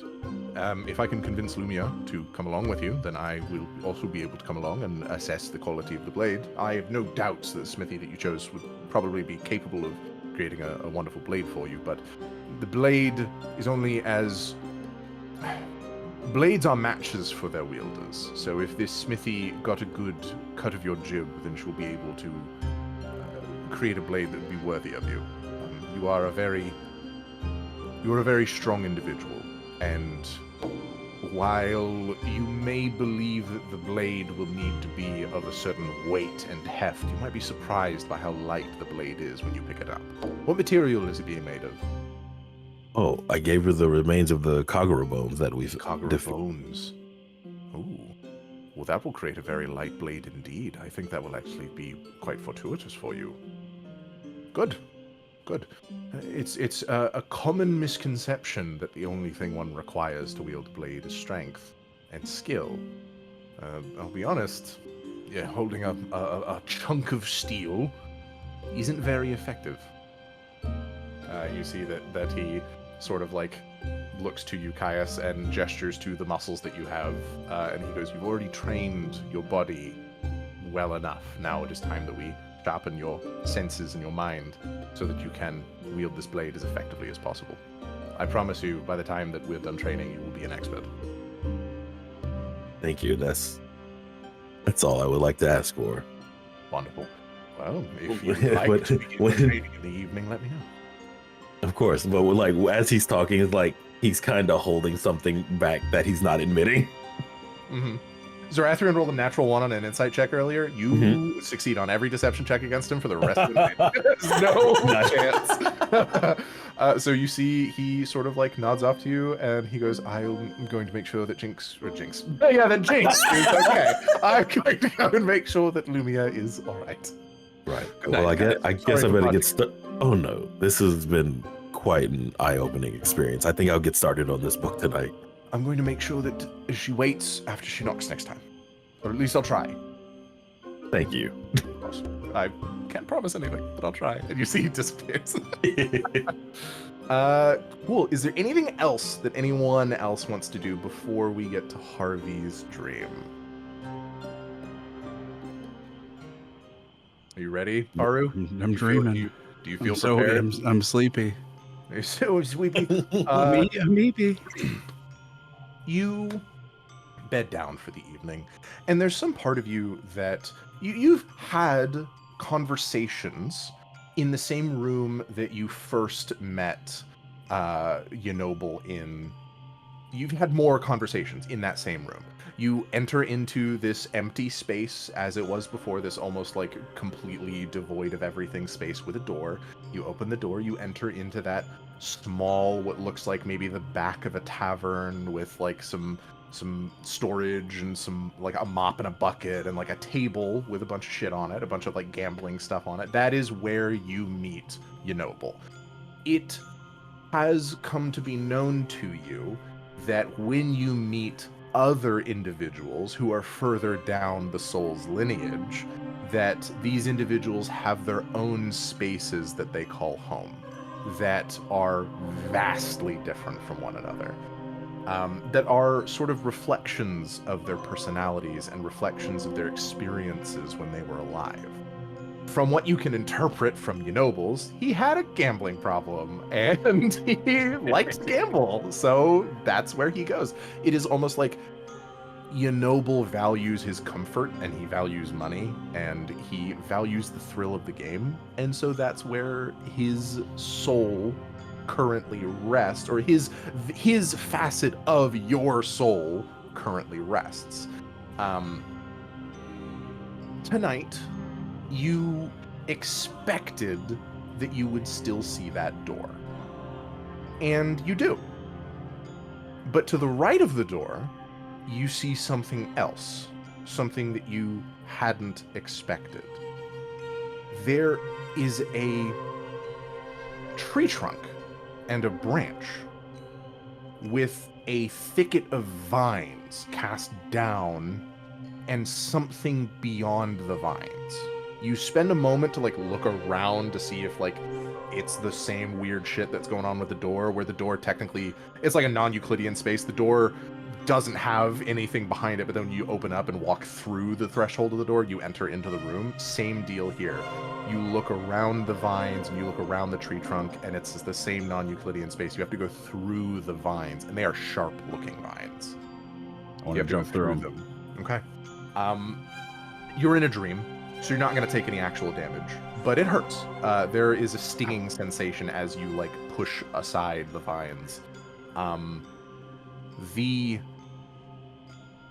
The first thing that hits you is vertigo, as you notice you are standing on a branch of an impossibly tall tree.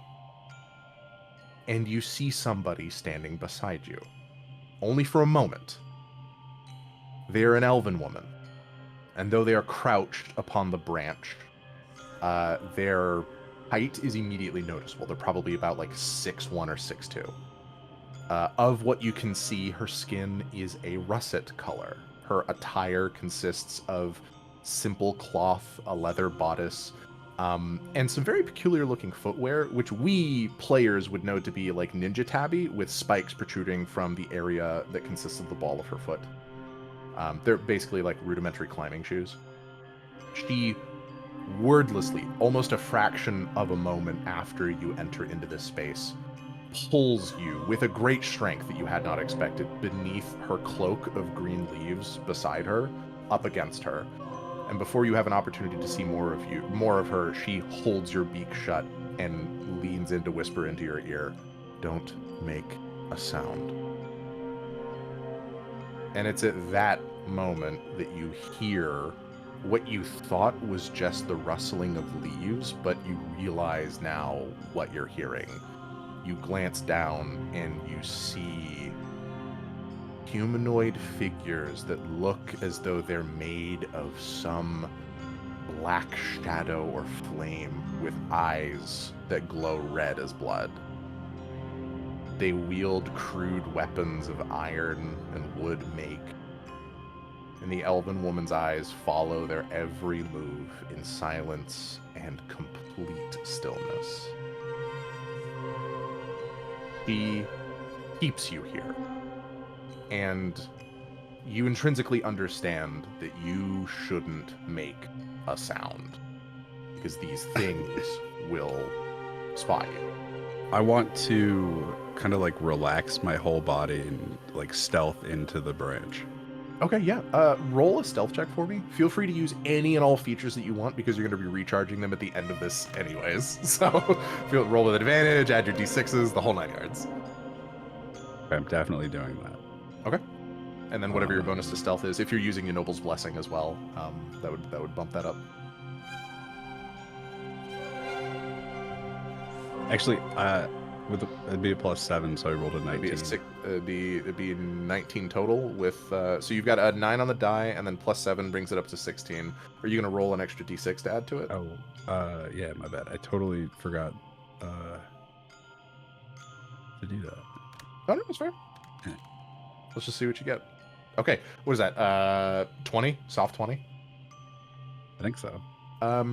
Yeah, you relax your body, and you see that she has.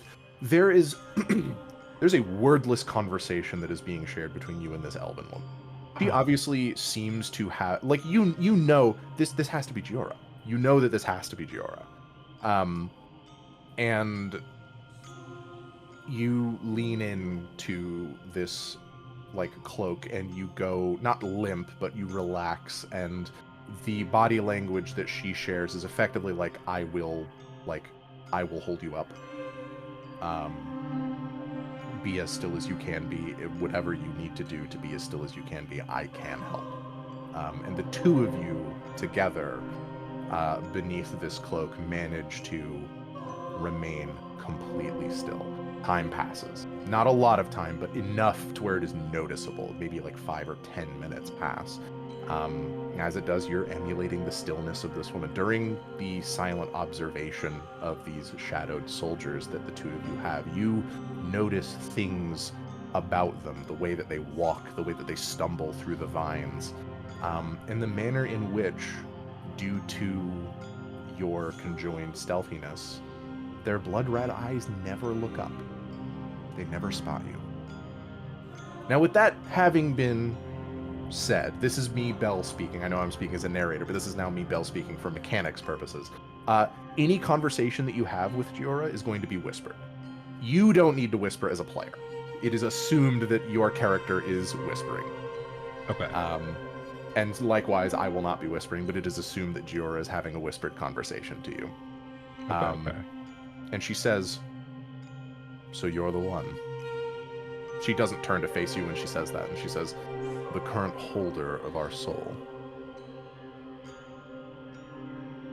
Yes. It seems that way. I'm still kind of trying to figure everything out. It gets easier, I think. I was young when I passed, comparatively to elven kind.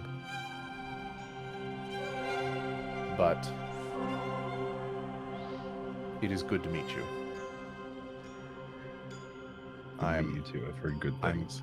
I'm glad to see that Unoble has not set you on a terrible path yet. That man is very stubborn. That's very true.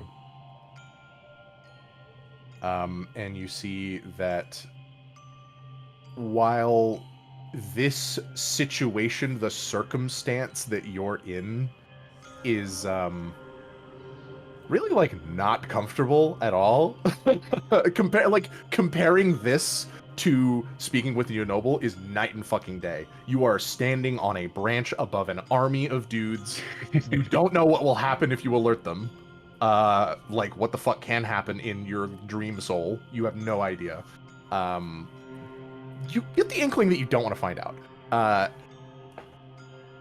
But, do you have any questions for her, or do you want her to volunteer some stuff? This is also me, Bell, asking, because I don't know if you have any specific things you want to ask her, or if you just want her to kind of, like, dump stuff on you. I kind of am just looking to get dumped on. Oh! The phrasing's not ideal, but... Yeah, I should have realized when I was saying that. Didn't know you liked it like that, bro, but okay. So I'm just gonna go ahead and give you the sort of like the 411 on who this person is. She's Giora Winterlace. She's a wood elf. She's known as the 6th holder of the soul. She seems to be an incredibly observant and quiet woman. She doesn't speak very much, and when she does speak, she speaks very briefly. She was a famed ranger and huntress from the Feowan frontline, pushing back the Dramalian Empire. This is something that you actually became aware of from Caius, I believe, as Caius actually knows Giora Winterlace in history sort of deal. Not like not a distant history, but distant enough to where it was like previous generation, maybe previous 2 generations, like 2 generations ago kind of deal. After her time in the Feywin frontline, she departed on good terms with the nation in order to go adventuring. She did not remain in Feywin, she became an adventurer afterwards. While adventuring, she did become a road warden in Erendipidus. She came to Erendipidus to continue being an adventurer. How long ago did she die? God. How old was Yenoble? Like, combine your age and Yenoble's age? Okay, Not so that like, long ago. like It's 60, 70 years ago. something like that, yeah. She said that she was young for an elf, but elves can live to be like 1,000 years old. She was maybe like, I'd say 200 years old, maybe 100, 170, 180, which Okay. is very young for an elf. Right. That is incredibly young. Like, consider, this is definitely not how this works in terms of like actual age and maturity and stuff, but consider that, you know, 10 elven years is about 1 human year, is effectively the equation. So she died when she was between 18 and 20. Okay, okay. She mentions something to you that he had believed that Yenoble would have shared, but Yenoble didn't. And she kind of like shakes her head and she goes, Yenoble is a certain kind of stupid. He doesn't remember things very well. So him being the 7th doesn't bode well for you as the 8th, as he was your first point of contact. Had it been me, I would have told you this immediately, but now you're meeting me, so let's make the most of it. Okay. While I was adventuring, I came upon a fruit. And I know that sounds strange. Why? Why are you mentioning fruit to me? It is a berry, and I believe it to be integrally linked to the Crown of Brambles. I believe that the berries themselves grow from the crown. And they're here in Erendipidus. Wait, you think what was the last part? Which one? The berries growing from the crown, or the berries Yeah. being here in Erendipidus? The berries are growing from the crown. Yes, the crown. I believe it to be both figurative and literal. Do you have a map? Yes, I do. She takes the map. Let me pull it up here. Right. Do you see the southernmost continent? Which, the one on the left or the one on the right? The one on the left. Not Glendor Isle, the one that's got, like, Mordoon and Drunst and Dippenfonsk and all that stuff. Okay. Do you see Yes. how the woods have a giant circle in the middle? Yes. That is colloquially known as the crown. Oh, shit. You see that she mentions, don't go guns blazing onto that continent. That is a death sentence. You need to train before you go. You need to be ready. What should I expect on that continent? You should expect to never have a moment's rest. You should expect that there will be patrols marching the roads that are hostile to you for the very nature of what you are. A road warden. A person who is for all people and not just theirs.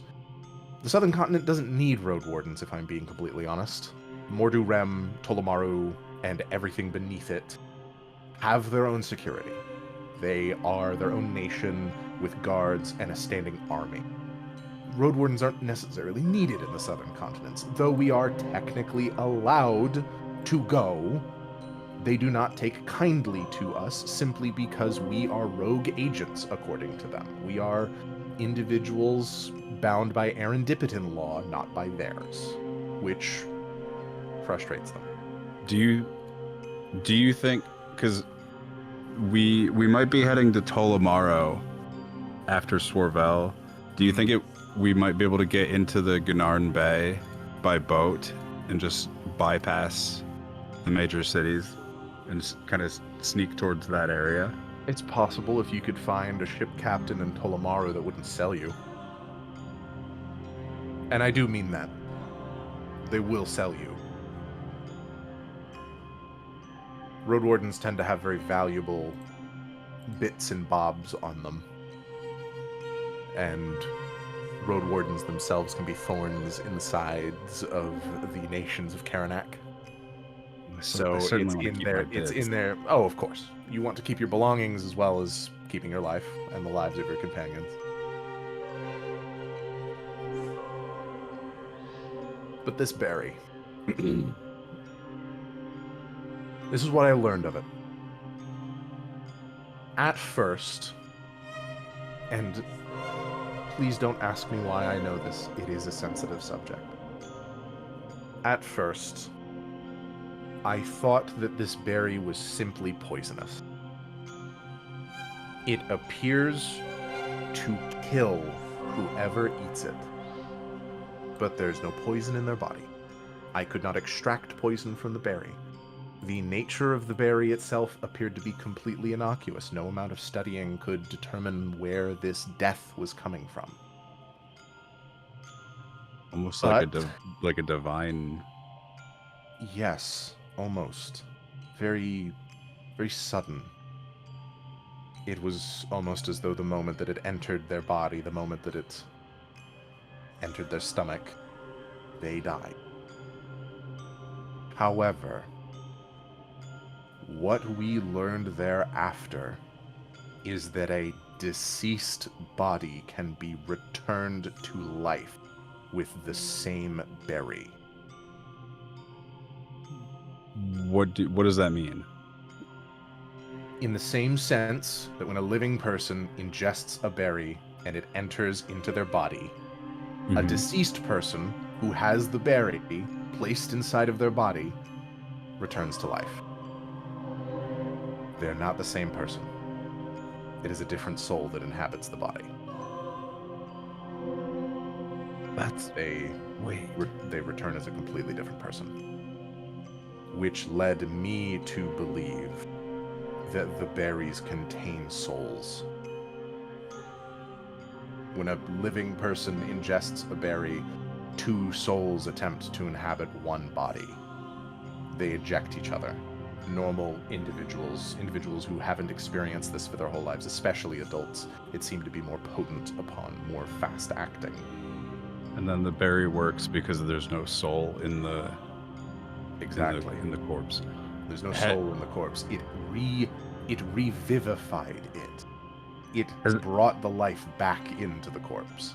Was this tried on corpses of multiple stages of decay? Yes. And it worked on all of them?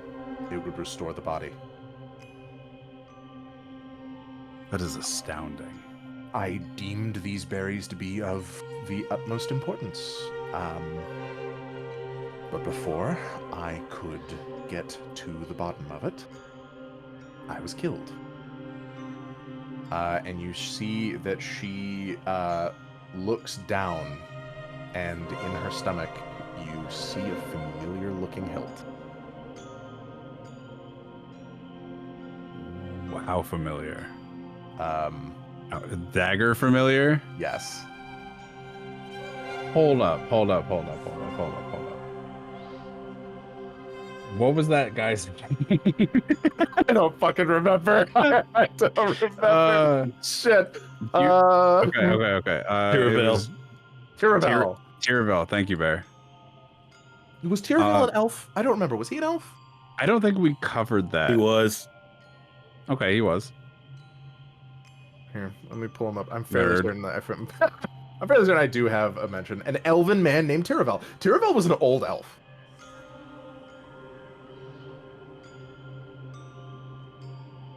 All right.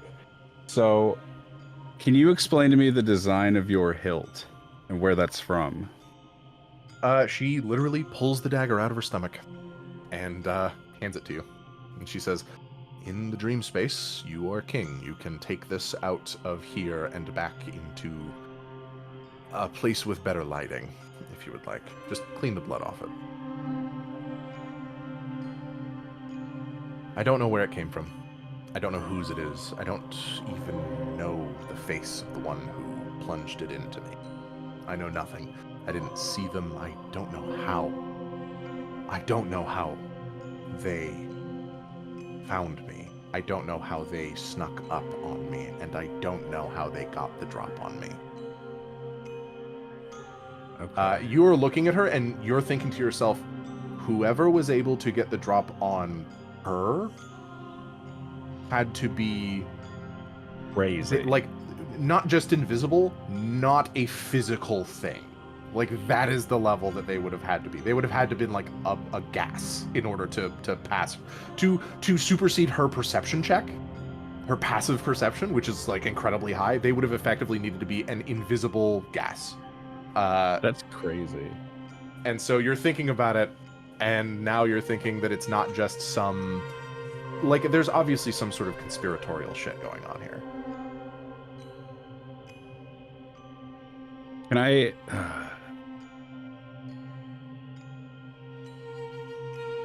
I wish I don't know what I should ask her.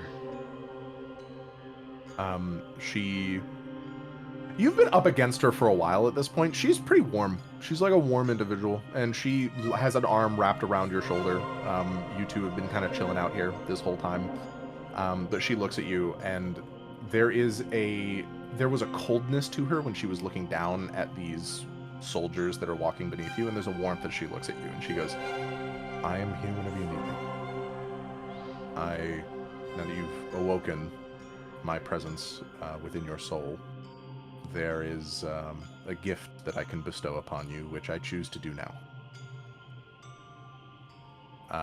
And that warmth that you feel from her feels sort of eminent.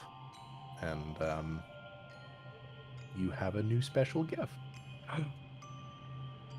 Hold on. Let me pull up the literal feature that I'm ripping from a different class and subclass to give to you. New skill. Please look at the 7th level feature of this subclass that is called Know Your Enemy. You have that feature. Replace fighter class levels with rogue class levels, I guess.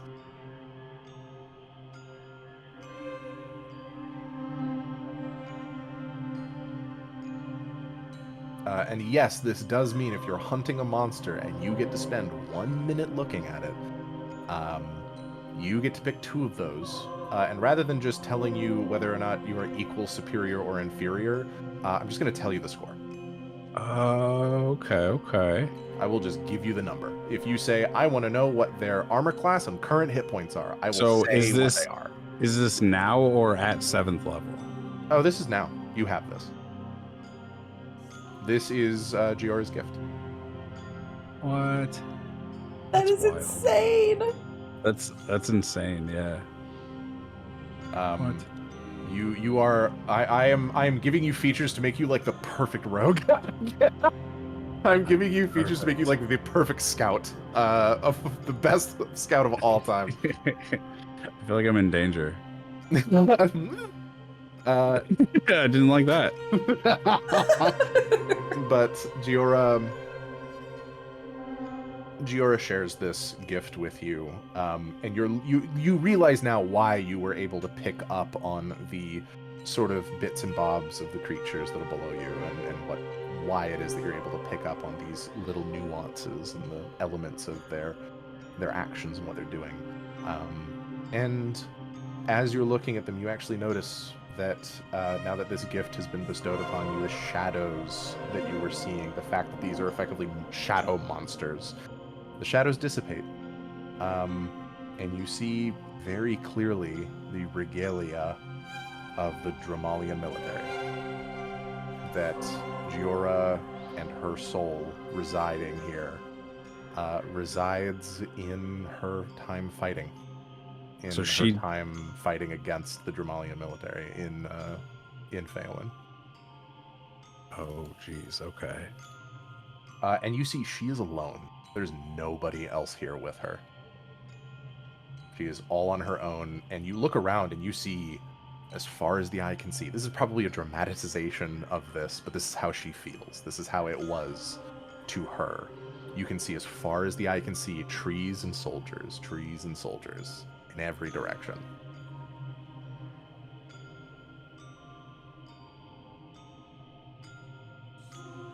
I mean, did you have a party with you? Every once in a while, there would be a handful of people that would join me, but not a party per se. Ragtag group of fighters occasionally. There was a paladin that was with me for some time. He was very talented, very loud, unfortunately, but it served as a good distraction. How so? Who was it? A dragonborn by the name of Xirathrian. He was a good man. That's quite the coincidence. One of my party members summons a dragonborn warrior named Xirathrian. Is he dead then? A spirit, I assume. It seems that way. Huh. It was about time that I joined him, I suppose. It was good that I went when I did. He's a Good very to know good... that he's still able to interact with the world. He did strike me as the kind to never be satisfied with what he did when he was alive. He's a very noble warrior. You don't have to. It's while I agree, there is more to being a warrior than nobility and brashness as he seemed to have.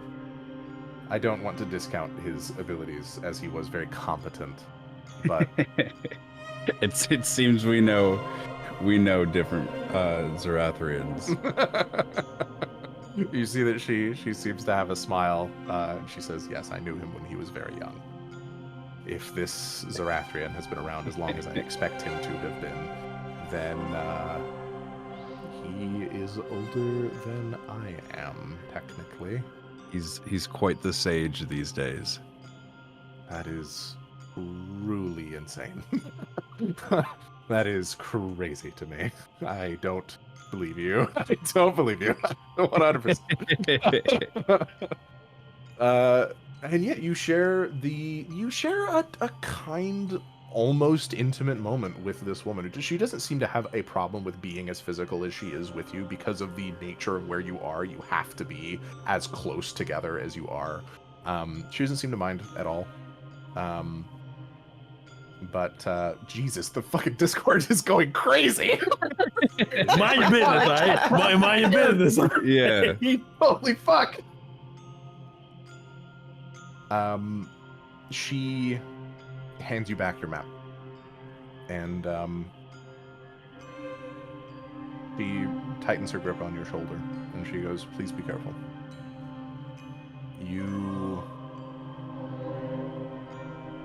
You are the 8th of us. We don't know how long this will go. If there's a limit, you could be the last. We just don't know. But every one of us that has come before has been following this line to its completion. All of us, the 7 that have come before you, have had one quest. And I want you to know, Harvey, that while we have had that one quest, you are your own person, and you are not under any obligation to follow our failed quest lines. You understand that, yes? Yes. I'm sure Yenoble may have said something similar in his own way, but we all feel fiercely... all of us but one, feel fiercely independent, and we find the unfortunate fact that we are all collectively trapped in one soul to be a poor place for us to end up. It's not your fault by any stretch of the imagination. Luck of the draw. I mean, I feel bad for you guys. She kind of looks down at the soldiers. She's like, me too. I'd love to, next time we meet, for it to be in a better place. Perhaps. Is there anything I can do to help? Perhaps with mastery over this dream realm, you can create a realm of your own to invite us into, so we may finally speak. It was something that I almost mastered before I was killed. I almost got to have a conversation with the 5 that came before me. I have a warning to give about one of them. What's that? Lord Sherpion the Bright. He is very demanding. Is he the first? He is the first. He lived in a time where magic was different. And he is the reason why our soul is how it is. He has expectations of all of us. Unfortunately, including you. And What does he expect? for you to complete the quest. The quest that he could not. And you are his living legacy. That is how he sees it. You are not a person, you are a tool. You are an individual that has been designed to complete this quest that he could not. I'm going to fold my arms and mutter, he's a tool. She holds back a giggle. She holds it back. She's really trying because she knows she doesn't want to alert the soldiers, but she's like, oh boy, you're right about that, but be careful. He is the strongest of us, and as much as I hate to admit it, he can probably offer you the most help. You've experienced it, haven't you? Your psionic abilities. Yes, I was curious why that's been happening. Your soul is very powerful, Harvey. It is your soul now. But it is a consequence of the first, of Lord Sherpion. He made our soul powerful. And because of that gift that he calls it, he expects you to continue his legacy and to complete this quest. Are we evil? Nah, I don't think so. Maybe Unoble is. Actually, I'm pretty sure Unoble was. In the sense that he's very just greedy. dense. Dense, stupid, greedy, yes. And I suppose that something could be said about Gip, who comes after me. You'll meet him next. Please be careful with him. Yep. Yes, he's a rat folk. He is not stupid in the same way that Unoble is. He's, pardon me for saying, but he's absolutely fucking insane. He was my first when I awakened my powers, and it was a rude awakening. It was very difficult to understand anything that he said or what he was doing. Just be careful. It might not kill you, but dying hurts here. And I'll have to keep that in mind. Gip has a propensity for accidentally killing himself and whoever is in the dream with him. Don't let him mix. Don't let him mix liquids of the same color. Is he a scientist? What do you mean? He was. He was at the forefront of artifice. for his time.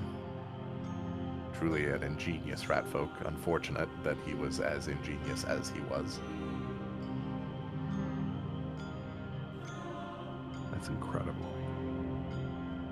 Honestly, it was. I know about him from history. I'm not sure if the same history is being taught anymore, as I'm sure that Gip's accomplishments are now far overshadowed by the accomplishments of many other artificers, but Gip at the time was the first to discover many chemical reactions between certain elements, and let's just say he created some very large explosives. That's interesting.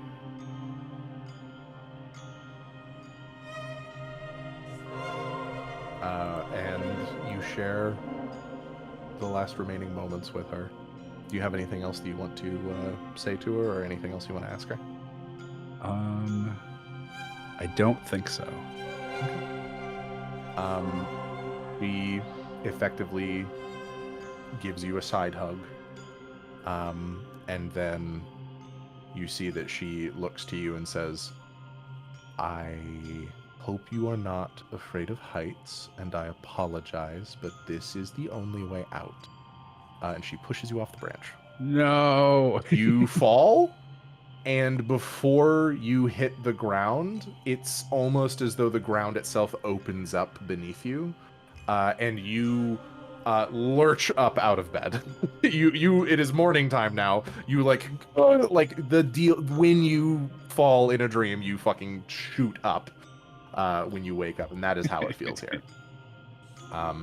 Congratulations, you have that feature. You have Know Your Enemy.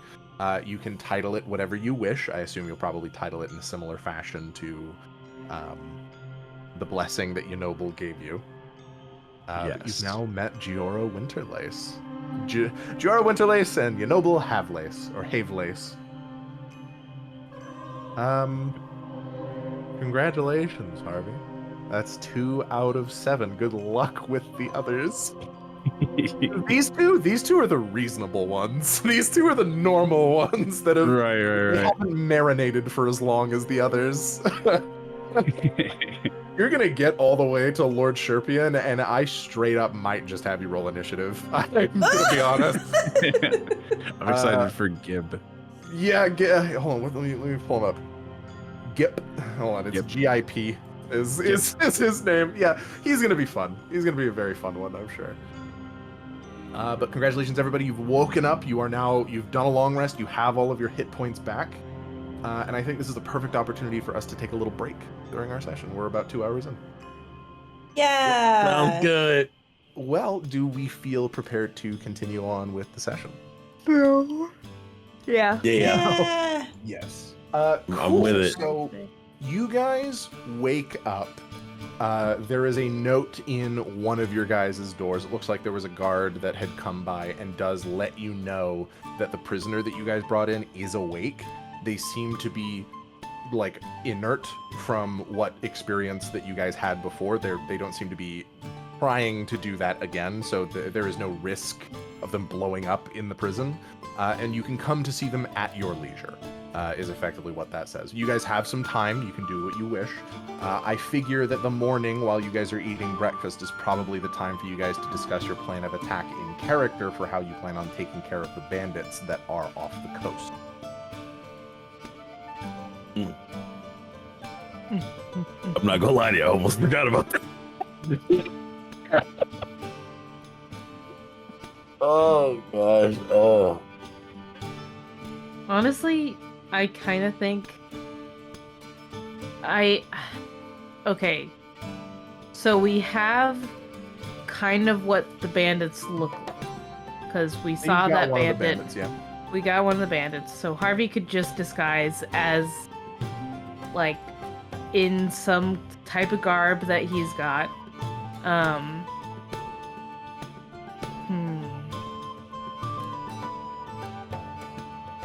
I could be backup. I was about to say, do we want to go and try and see if we can get some more information out of them about any of that? I don't know if that would work.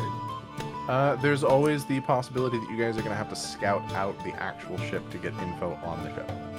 Because a plan is only as good as the information you have, right? And you can think up as many contingencies as you want, but until you actually see what it is that you guys are getting yourselves into, there's only so much you can do. I thought we were going to, like, board the ship to get information.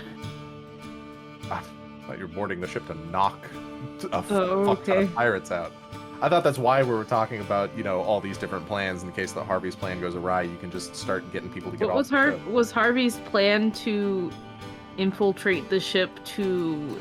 Use sneak attack to knock people unconscious. I see. Sneak Okay. attack damage is factored in to whatever attack you performed. So if Harvey performs a non-lethal melee attack, that sneak attack damage is factored into the fact that it's non-lethal. I So thought if you- Harvey was just trying to get more information off of these guys, and I was going to be in the background, and then we were going to, like, come in while they were unsuspected, and then do our attack and stuff.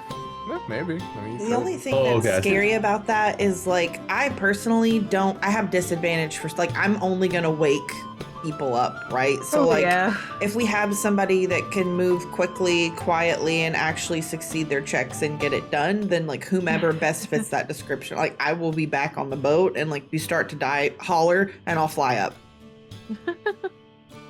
Yeah, you can fly a little bit, though. It's good. So I guess that would be. I guess we're making 2 trips to the boat then. What? First to scout, then to commence. You see Riz kind of sighs, and he goes, I hate to put myself in harm's way, but I'm small. Oh no, we can't Oh do that. no. Oh my gosh, that is Well, Wait a who minute. would suspect a raccoon? No. Yeah. The thing No. is like Oh. Riz wants to contribute, and we should not maybe undersell his abilities. I'm not trying to say that I was a master sleuth when I was a person, but I'm, again, an eighth of the size. So even if I'm not particularly talented at sneaking around, the most that they're going to think is, that's a raccoon. And they might try to slap at me with brooms to get me off the ship or to catch me if they do manage to spot me. I guess actually I don't know that. They could just start fucking unloading with guns. Oh God. I don't Whoa. know. Like how Well, how- they'd probably to shoot a hole in the gauge- ship or something. That's true. If you were to gauge, like on a scale of 1 to 10, of 1 being a perfectly normal individual and 10 being butt fucking insane, which would you say that these bandits probably are based on the one that you met? Probably like a 4. I wouldn't say they're like completely like off Like their. they're bandits, you know, so they have to be a little poorly adjusted. To Yeah, they're society. assholes. They're not crazy. Okay. So, do you think they would shoot a raccoon for fun? Hmm. Okay, that pause means No, yes. So let's table the idea of me Well, it's a going yes. on the It's a ship. yes, but Okay, all right. I think we should table the idea for now. Yeah, maybe. I value my life, and I don't hold want on, hold to on. die. I'm trying to remember. Did Did it back out? did those bandits just slaughter people to take their stuff, or No, they typically, like, there were a couple of people who ended up dying, but it was never like they're slaughtering people left and right. It's like, okay, someone picked up a sword and that's the person who got killed, or there was a guard, or there were several guards or something who were defending a caravan or something, and like, you know, maybe the guards survived, maybe they didn't. It's very obvious the bandits didn't give a shit as long as they got the stuff. gotcha? Okay. So it's like So mostly their intimidation. objective is not murder, their objective is stealing. It just happens to be they don't really seem to care about murder. Which, you know, doesn't mean they're good. I mean, but then again, I don't think they would. If that's the case, I don't see them just ending the life of a stray raccoon. And then you see Riz kind of go like, on their ship though. Mm. That's this, like, if they find a rat on the ship, they're gonna want to kill the rat because the rat. Yeah, but they're not going to shoot it. I mean, I guess. I mean, they would catch it, you know, and then they'd kill it. What kind of guns Maybe are they shoot it. Maybe kind of I mean, guns? yeah, maybe they would shoot me after I'm in the cage. Maybe they would drown me. let's not do that. Let's just. Well, that's a little extreme. Listen, Like, you know what? man, I have to think of all of the possibilities. I have to be careful. I'm a little guy. I can't be taking these kinds of risks like haphazardly. Hmm. I have to Okay. think about the consequences of my actions. So we're back to People square don't one. usually think too much about just getting rid of vermin from their home. Hmm? What was that? What was the first part of that? People usually don't think that hard about getting rid of vermin from their home. True. I guess so, yeah. I mean, it seems like we have two paths here. We can go in, announce ourselves, and have all-out combat, which will result in people trying to attack us while we are attempting to non-lethally attack them, or we can go in stealthily and attempt to knock them out with a significantly lowered risk of them attempting to attack us. But if they do, it's a higher risk if we have fewer people. Like, I don't see an option C unless I'm not thinking of it. What do we do after they're all knocked out? Didn't Moggs have a really good idea? Just drive the boat back. Yeah. It is a boat, and this place does have a dock. Captain Moggs. Moggs has lots of experience on boats. You see that Riz kind of raises a hand. Yes, He Riz. waits. What is it, boy? Oh. Looks at you, Caius, Slaps like Caius on the glares arm. at you, like, hey. I'm a member of this party. You are. I know it's just a name. I know. I'm trying. Let me contribute. I feel like if there's any one thing that we don't actually know, it's what the size of the boat is or what type of boat it is. And we could probably, or no, the bandit in the prison doesn't know because the bandit in the prison wasn't with them when they went on the boat, was he? No, he the was bandit not. the bandit in the prison they were still on land. So I think this goes back to saying we would probably have to go out and scout and then come Yeah. back with a plan. Okay, maybe we don't send every one of us to go scouting. Maybe we only send a couple. I And feel like it- Billy would be a shoo-in Yeah. because Billy can swim. I think Agreed. Billy's our best bet. Is scouting Mhm. gonna work? I thought it was they mobile and relocated all the time. I can swim. Oh. I mean, yeah. It might be You see like moored for the night. you see that Riz kind of notes to what Mog said is like, no, that is a good point. We wouldn't know their location after we found them the first time because presumably they would still be moving. Bandit did say they did that. But Why it don't- would give us information on their numbers now that they're at sea, as well as the nature of the ship itself.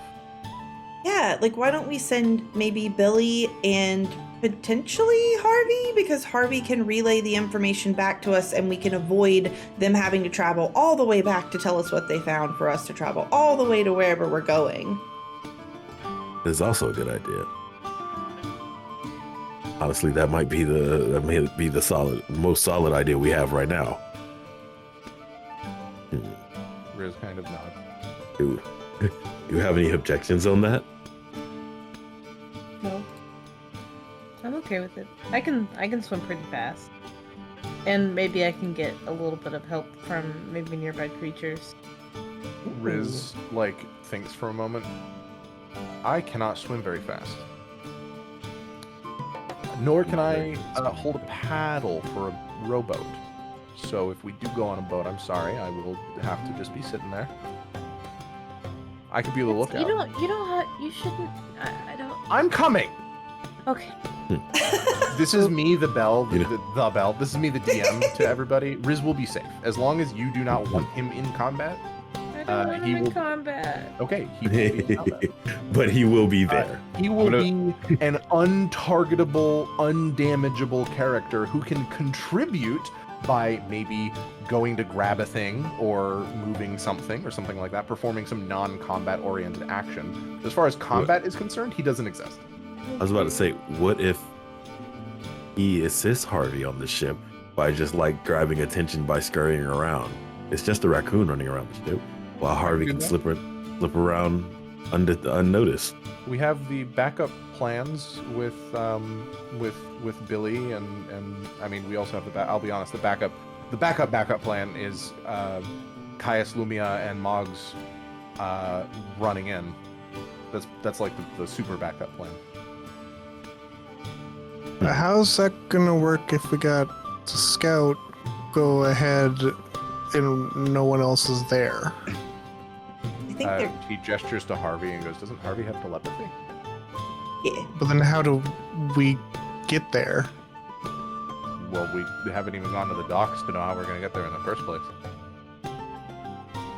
Then I guess Okay. then I guess we should just start moving out that way first. Then We're gonna need at least. Let me just make at sure that least the one Psychic robot. Whispers has a specific... Yeah, they must be within 1 mile of each other to send or receive a message. So as long as you guys are no more than a mile off the coast, or a mile away from one another, you can receive the Psychic Whispers. And If I'm out at sea, is it technically a nautical mile? I will kick your ass. No, because that does slightly extend the range. Nautical miles are a little bit longer. You nerd.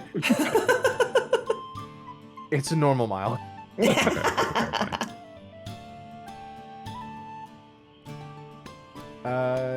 Yeah, I mean, there's multiple different like facets of this that you guys are gonna have to investigate before you can really pull the trigger on the full-fledged like let's go to Action Town.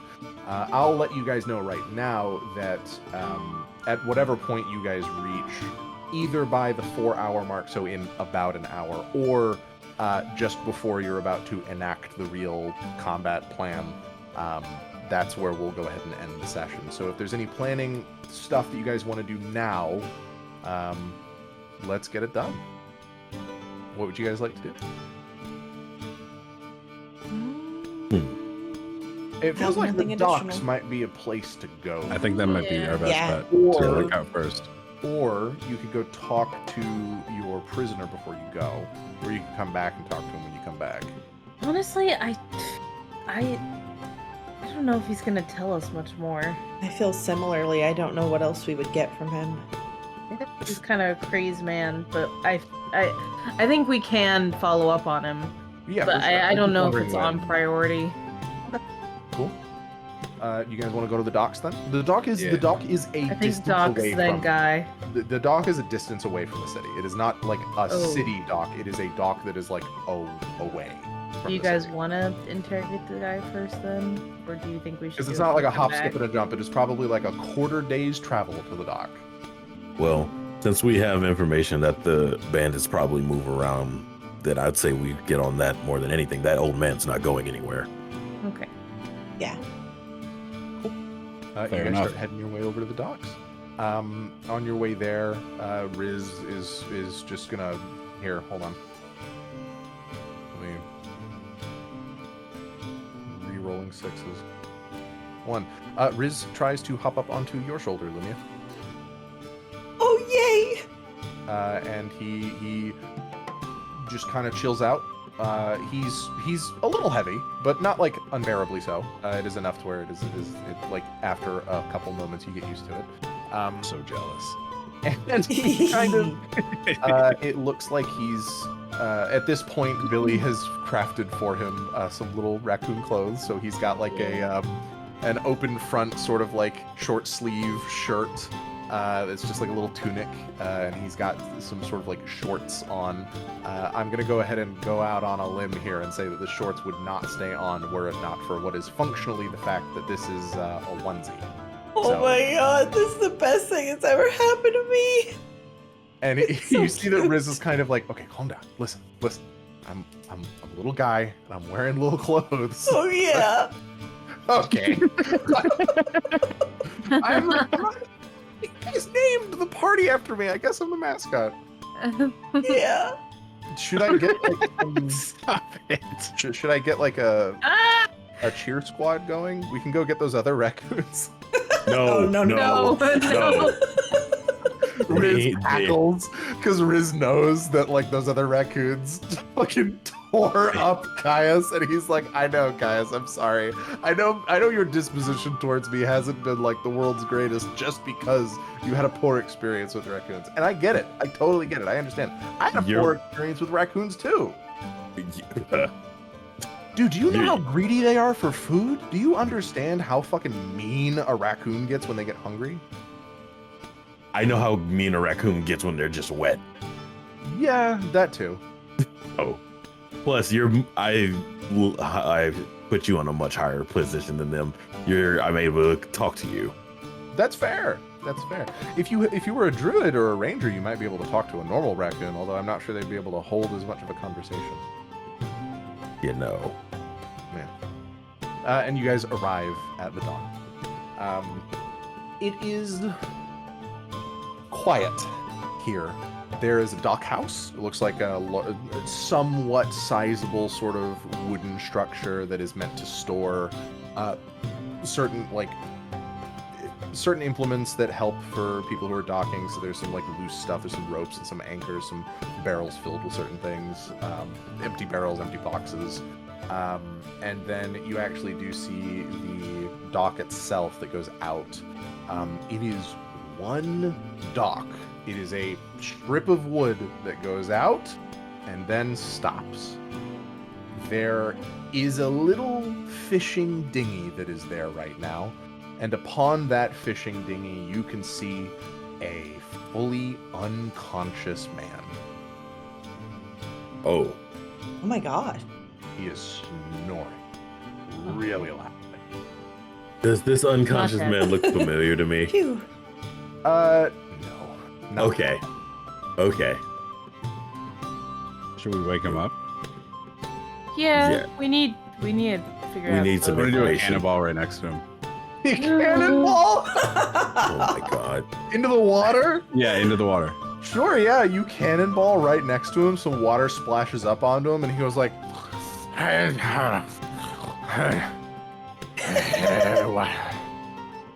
"Who was there? What do you want?" He like starts to stumble up.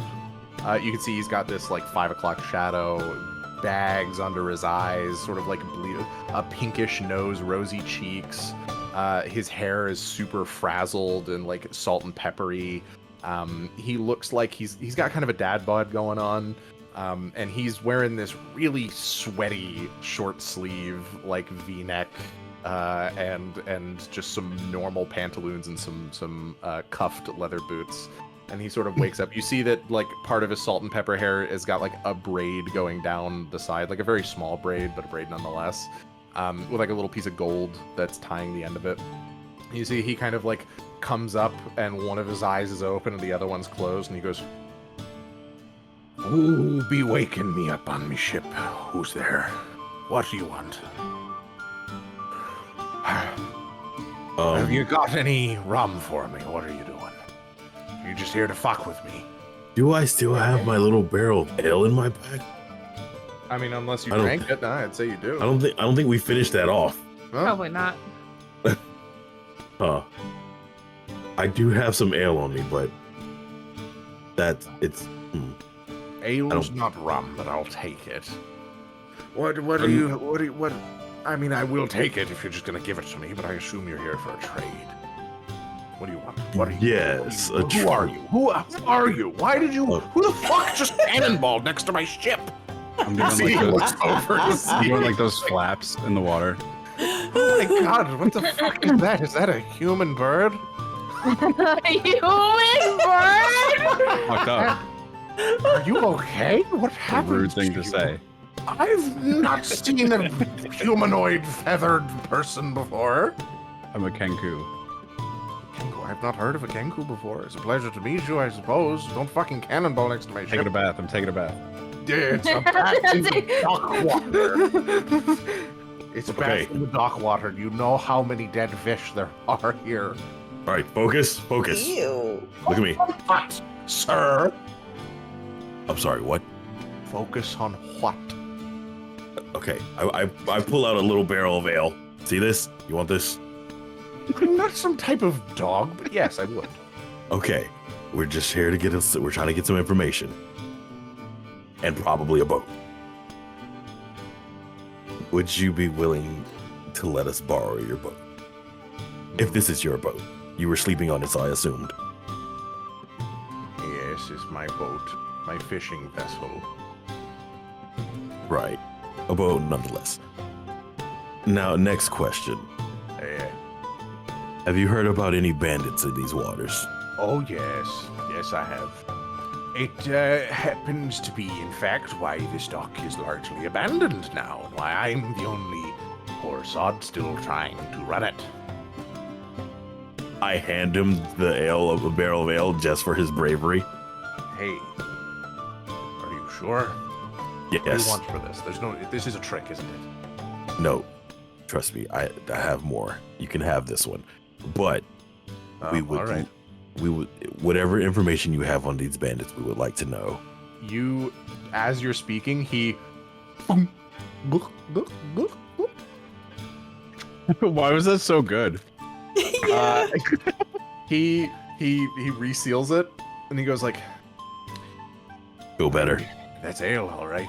No, I feel worse. In fact, nothing good comes of drinking. Okay.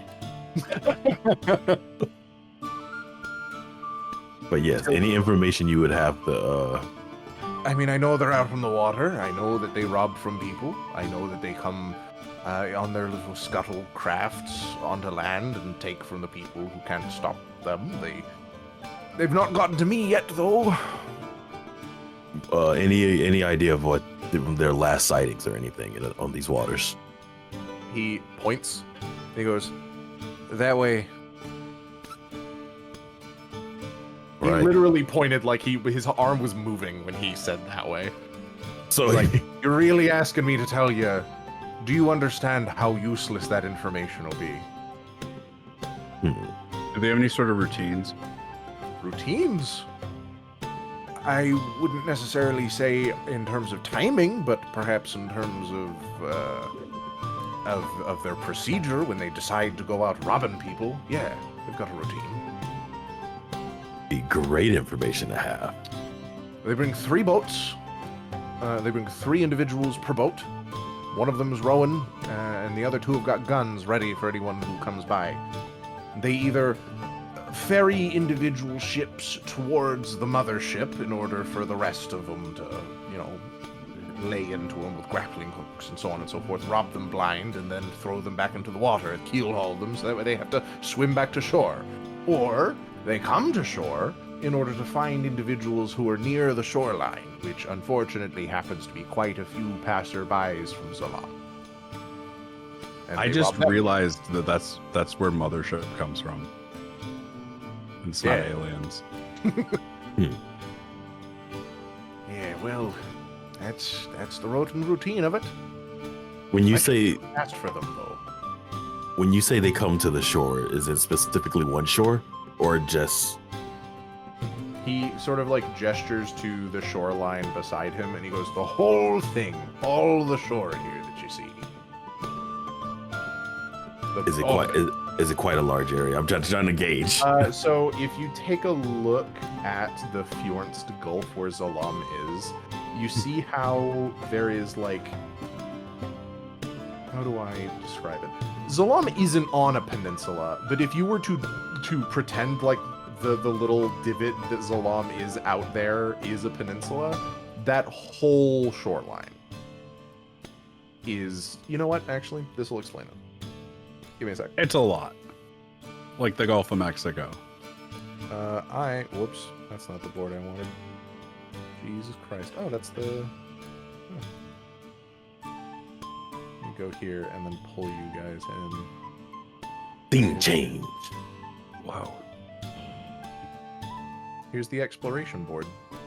Oh, Whoa. You guys are the anchor. anchor. Where anchor? Hold on. GM tools, player permissions. Oh. You all now have permission for the anchor, so you can move the anchor. Oh, nice.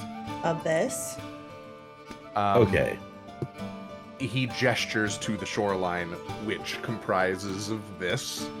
And he also, by the way, just so that way you guys are aware, where you are on the map right now is here. Okay. And or here. You're like right here. That's Okay. technically where you're at. And you see that he kind of gestures to the whole shoreline surrounding, and he's just like, yep, the whole shore, the whole thing. 100% of it.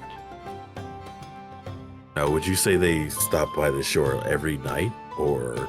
Oh, sometimes. Sometimes they'll do it 3 or 4 nights in a row. Sometimes they won't do it for a week. It depends on their provisions, I assume. It depends on a lot of things over there. They're not picky on what they take. They like to take booze and food. I assume that they're catching fish while they're on the water as well. There's only so much you can do with hardtack and other provisions they steal from individuals, so I assume they've also got a means of cooking. I've not seen their ship up close, but I've seen it from a distance. It's an amalgamation. It's truly a wonder to behold. I don't know how it sails. In fact, I'm not certain that it does. That is news. That is. Huh. If it doesn't sail, how are they moving around? They let the wind and the waves take it wherever it goes. That's what sailing is. Yeah, the sailing is doing that, but with a direction in mind. It doesn't really seem like that. Oh, it's just like particular free floating. direction. Unless they cast anchor, in which case it stays where it is. But it's probably about 3 or 4 vessels strapped together with string and twine and nails and planks. Oh. Oh. So Next. there's not really a front or a back or a way for it to cut through the water like a skivvy can. I guess my next question was, when was the last time you might have seen them make shore? Well, the last time I saw them make sure was quite some time ago. I make a point not to see them. Because if I see them, they can see me. Valid. What about the They last know time I'm you heard here. of them? I'll say that much. At least as far as I'm aware, they know I'm here. They know the dock is here, so why wouldn't there be people here? But as you can see, he gestures. The dock's been picked clean, so unless they're coming here for rope and anchors, I'm not sure why they'd be here. This place is destitute and barren. So there's probably Why are you here? Why are you asking so many questions about these fellers? Are you going to hunt them? we do have a quest to bring them in. Oh, good luck. You wouldn't be the first. What do you mean by that? Oh. I've taken other adventurers out on the water before. They didn't come back. That What do you doesn't bode expect? well. Going and raiding a fucking gigantic ship filled to the brim with bandits is going to be a cakewalk? Of course not. That's why we're gathering information. Hey, an information you can certainly have. If you like, I can take you out on the water and we can go looking for the damn thing. But, I'm not getting close to it. That's fine. We wouldn't want you to. I guess I turn and look to the group. But so, do we want to try and scout this out now? I mean, I don't know if we should wait until it's darker or not. I'd like to roll an inspiration on this, or a insight on this guy. Oh, yeah, sure. What are you trying to suss out from him? Is it to be one, or can I do like so? I was kind If of there are multiple things that you want to suss out, I will put them in order of priority and increasing difficulty. okay. So And if for you're my like, I want to guidance. learn one thing, it'll be the base level. And then if you're like, I want to learn this second thing as well, that'll be like +5 or, whatever. So, firstly, being that he's a random person who likes his alcohol that we'd found sleeping on a boat, how reliable I feel like he is. And then secondly, if I feel like he's been misleading at all. Okay. Yeah, go ahead and roll for that. Webby can give you the held action as well if you'd like. Oh, yes. Webby's trying to suss this guy out too. Although Webby's not particularly insightful. Rolling this tiny little... Yeah. Yeah. Nice. What's your bonus? 19 plus 4. 1. So 23. Yeah, I'll give them both to you. As far as how reliable he is, you haven't seen him sail, but you're looking at his boat, and you haven't seen the back of the boat yet. You look, there's like a little covering where he can be inside the. Basically, there's like a little door on the boat that lets him go to the interior. You look at the back. There is a piece of artifice in the back that we, real people, would come to know as an engine on the back of his boat, which answers the question of why the pirates aren't able to catch him. But as far as whether or not he's been like above board and fully truthful with you, you're fairly certain that this guy does not care and doesn't care to lie. That like his apathy contributes to his honesty. Gotcha. What's the And boat so called? he sort of looks to all of you and he's like, so what do I call you? I'm Captain Hercule. Hercule Crouch. It's a pleasure. Hi, I'm Moggs. It's a pleasure to meet you, Moggs. He holds out a hand to shake. My name's Caius. Pleasure to meet you, Caius. My name's Billie. Pleasure to meet you, Billie. You seem to be of an aquan sort, aren't you? Yeah, I'll probably just swim to the side. You most certainly can do that. I promise the boat ride will be much more comfortable and less exhausting. You can probably swim when we get there, if you'd like. Maybe you're right. You're welcome to try to keep up with my vessel here. I'll see. And they sort of look to Harvey and Lumia, and they're like, and the two of you? I'm Lumia. I'm Harvey. What's your ship called? My ship? I haven't given it a name yet. I haven't had it for that long.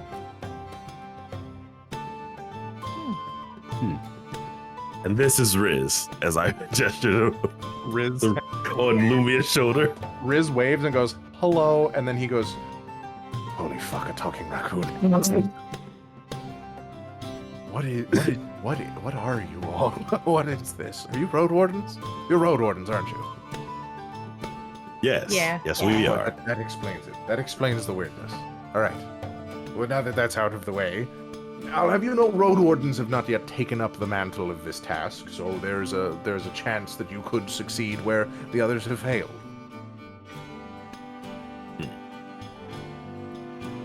So I guess the question is, would we like to set out now to try and scout while we still have some daylight, or we would like to do it at night? I'll say this. Oh, he's an old man now. I had to yawn. I'll say this at the very least. Going out at night has a significantly increased rates of survival. 100%. Survival's good. Without a question. They will be able to see us from a great distance during the day. And during the evening, because of the fact that their ship is their home, they have to have the lights on. So we can turn ours off and just hunker down and be safe on the deck of my ship, while we sneak around and find out what we can about them. And they'll be none the wiser. May I ask a DM question? Yeah, of course. If we do this quest at night, we're obviously not sleeping when we should be sleeping. Are we gonna be combating exhaustion as a direct result of that? I will say that as long as you have done the necessary preparations in terms of like sort of teetering your sleep schedule in the direction of the evening time, no. And we can just say that you have. We can just say that you guys, lazed about for an extra couple of hours this morning, kind of dragged your feet to the point where if you did want this to go deeper into the night, you're not going to incur any potential exhaustion penalties until a point of your choosing. So we can just go ahead and just arbitrarily, let's just set that point at like 2 a.m. After 2 a.m., you'll start incurring exhaustion rolls, right?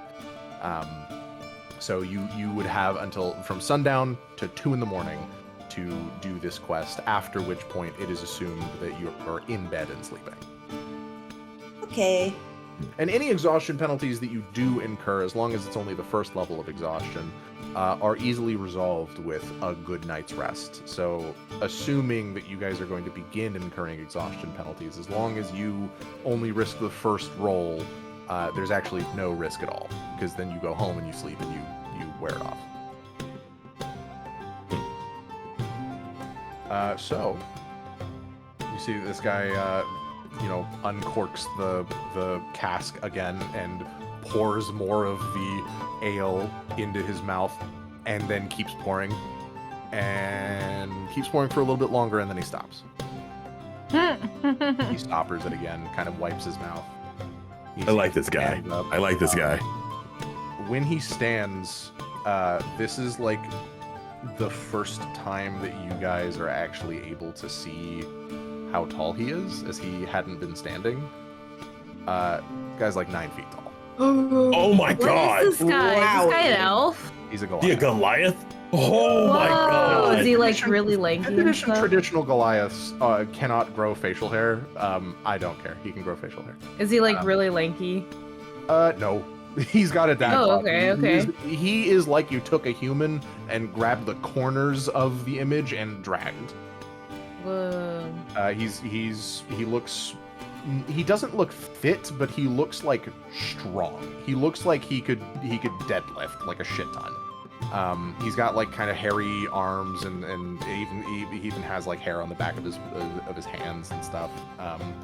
He just looks really worn, really tired. Oh. You're getting a good look at his skin color now, like a little bit of sunlight, rays of sunlight kind of cast through, and you can see his skin is actually gray, similar to what a Goliath's skin typically is. But he does not have any tattoos, as is traditional for a lot of Goliath people. It just looks like an incredibly tall humanoid. He's like 9 feet plus is how tall he is, and you see he kind of like, all right, well, if the booze was a gift, then going out on the water is my gift to you all. If you want to go out on the water in the evening time, that's your prerogative. If you want to go out in the daytime, I'm not fucking doing it. So you could get comfortable. We'll go out in the nighttime. We can wait till night. Well, if That answers go that with question. if you intend to spend a couple of hours with me here, then you may. Mhm. I'm not good at holding conversation, but It, Falls asleep next to him like we're on the bus. No, wow. That he was out like a light. Holy shit. They all do that? Is that a cat? What the I fuck? don't know. I feel like that was a racist thing to say. I'm sorry. I just didn't know. I just don't know. I've never met a kangaroo before. Why did he do that? Yes, he's just very Wow. sleepy. Why did he do that? very just Oh, wow. Have you seen that? Okay, we should get into that. Anyway, we appreciate the information and the help for this evening. We'll contact you when we're ready. All right. And I hold out a hand to shake his hand. He shakes it. Very firm grip on the hand. Returned. I will probably be going out to fish for a little bit, but I'll return before the sun sets, so you can rest assured of that. Right. He sniffs, kind of stares at you guys for a little bit. Okay.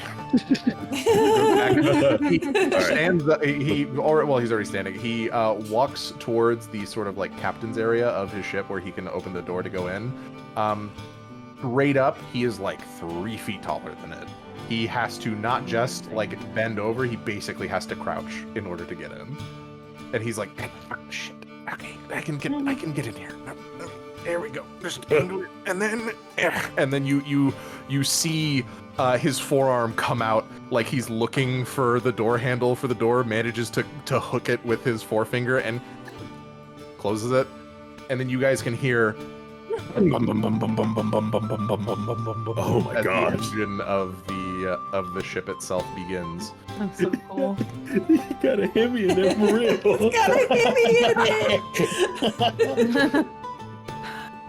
And straight up, he has a motorboat. He goes off onto the water, and you can see he's got like plenty of fishing rods and ropes and nets with him as he goes. All right. I So love that's it. Caius. You ever have one of those, Caius? What? Wait, have one what? Motorboat. No, I mean You're the banned. we've Given, only given the only boat we've been on. Xirathrian to talk about his exploits before he shows up and goes, I have. Oh my god! I was about to say the only boat we've been on is the one we came here on, Harvey. Motherfucker. Oh, that's fair. That's fair. I'm just curious. Okay. Anyway, I have a question for Lumia. Yes. How high can you fly? How high are you? That's a great question. I do not yet know the limits to how. I don't know that there are limits to how high I can fly. I know that there are certainly repercussions if I fall. Because These are brand Now new that- wings, baby. now that I'm thinking about this, we could have eyes on 3 different levels. We can have Billie in the water looking through portholes if there are any, Harvey on ship, and you above in the skies. And I'm pretty sure we're all got good vision in the dark. Let me double check. I'm pretty sure I do. I'm pretty sure my subclass is just like a sea elf, so I have elf feats, yeah. Yeah. What? No, we don't. That's not me asking. What? What just happened? Types in chat, It is responds on important- call. It is important to mention something. If you hit the water, your falling damage is reduced slightly. Oh, that's good to Here, know. hold on. Falling into water. I believe there are actual rules for it. Just a little bit. Ooh. I'm just saying, it's an option. In Tasha's Cauldron of Everything, on page 170, it states a creature that falls into water or another liquid, I'm going to rule that lava doesn't count, can use its reaction to make a DC 15 athletics or acrobatics check to hit the surface head or feet first. On a success, any damage resulting from the fall is halved. That's good to know. So a DC 15 athletics or strength. Lumia, what's your athletics? Athletics or acrobatics. What are your athletics and acrobatics scores? Oh, let's see here. Are you guys ready for this? Let's take Athletics. 1, acrobatics 0. So you would need to roll a 14 or higher on the die in order to half the damage. Otherwise, you will take 1d6 damage for every 10 feet that you fall. I don't know why I thought her strength was higher. We were trying to get her strength up so that way she could wear the plate mail. Ah, that's Well, like, right. isn't acrobatics driven off your dex and your athletics is your strength? But like, my strength is my strength is like 13 right now. Okay. So it would be better for you to do an athletics check rather than an acrobatics check. But also important to note, the limit in basic D&D is 20d6 according to 200 feet of falling. There is no limit in my games. If you fall 1,000 feet, you're taking 100 d6. We love that. I do have a question, and maybe you can feel free to tell me if this is something we would only discover if we go out at night and see the boat. But like, depending on does cloud cover, does like how much moon is showing like factor into their ability to see me if they are even conscious and awake to be looking around in the literal sky? I will go ahead and say that unless one of the individuals on the ship has dark vision, you really don't need to worry about them seeing you. And even if they do, dark vision has a range of 60 feet. So Okay. as long as you stay 60 feet away from the people on the boat, then you should be fine. Because that then means that every person who's rolling checks is rolling at disadvantage to spot you. Okay, that makes a huge At a difference. certain distance, they just can't see you. I'm not trying to incentivize you to do this, but just as an example, if you were 200 feet up, they're not fucking seeing you. There's not a chance in hell, especially at night, unless you start to glow brightly. So just tell Xirathrian to stay put. Oh yeah. You're staying That is gonna outside the show up and range be like, of... yes, my lady, and then fucking bullets just start flying. Another thing is I'm thinking about is if they're at sea, how often do you think they're going to be looking up into the sky? That's Yeah, very so valid. interesting you mentioned that. Given that they're off the coast, it's actually not unlikely for seagulls and other birds to come by. But typically, they have a bird call. They do. This is information that technically you guys wouldn't be aware of. But I suppose Moggs has this epiphany because she's been part of a pirate crew before, and you don't know what happens like off the shore, but you were near a shore for a consistent time. Seagull is good eating. They would shoot a seagull and you know, knock it out of the sky and then collect it and defeather it for like arrows and then cook it, you know, like they will end up doing that. Well, and Oh, it's not shit. All the fantasy time. world, they gotta worry about like Lumia harpies should and do shit bird too. calls to avoid suspicion. Says And then you're like, yeah, they're gonna fucking eat them, and I'm like, oh shit, never mind. As I say that, he says that message. Never mind. Gets harpooned. Fucking just a rain of arrows. Just I was like, it's the perfect cover. Oh, it's the perfect dinner. I mean, if it's in the dead of night, I'm not sure they're gonna even try, but still, that's Yeah, 'cause really I- fucking I was funny. about to say, trying to shoot at seagulls at night in the sky. Impossible. So I don't think they'll be doing that at night. Yeah. So my Caius' battle IQ stuff is coming through right now. So if that is something you're even up to doing, I say that'll be a good way to get a good survey of multiple angles of the entire ship. But if you're staying out of range of dark vision, then you're out of range of dark vision. So So what you- here's While a that is fun true, little there will be thing. lights. While that is true, and it would normally 100% track, she'll be able to see any like lit areas of the ship because they do have to have lights on in order to be able to like walk around. Not every area of the ship will be lit. That much I will say. So there will be parts of the ship that she's not going to be able to 100% see. But any area that has light, no matter what the distance is, I mean, as long as it's not comically far, Well, she'll be able to see it. can I also just say, I have a domain feature called Eyes of Night that gives me dark vision up to 300 feet. So Oh my god! I'm good. Right. Okay. That's crazy. Fuck me. I guess. Holy shit. Yeah, I forgot keep you- your eye on your own paper. Okay. No. Damn. So you say so there's a chance. And guess what? I Throwing you can. guys a bone, being like, well, technically she'd be able to see whatever's in the light. And then Jinx coming in with the, I have 5 times the normal dark vision range. I can share it with you guys. I don't know that you need it Oh, there, but that's maybe awesome. Billie would That's need it. True. That's insane. I think hold we. on. I think you have to be within 10 Eyes of feet Night, of me to range of share it, though. 300. As an action, you can share it to a willing creature within 10 feet, up to a number of creatures up to your wisdom modifier. The shared Oh my- dark vision lasts for an hour. Ugh. Once you share it, you cannot do so again until you finish a long rest or You have to be expend within a 5. 10 feet. Do you have or- to stay? No. It just says you Oh. share it with them for 1 hour. Oh, so You pick a number of willing creatures within 10 feet up to your wisdom mod. It lasts for an hour. Once you share it, you can't do it again until you finish a long rest or until you expend a spell slot of any level to share it again. So I'm gonna reference something here that is considered, or at least was considered early on in 5th edition's life cycle, to be one of the strongest spells in the game because it was like a required spell for characters that didn't have dark vision, and that is the spell Dark Vision.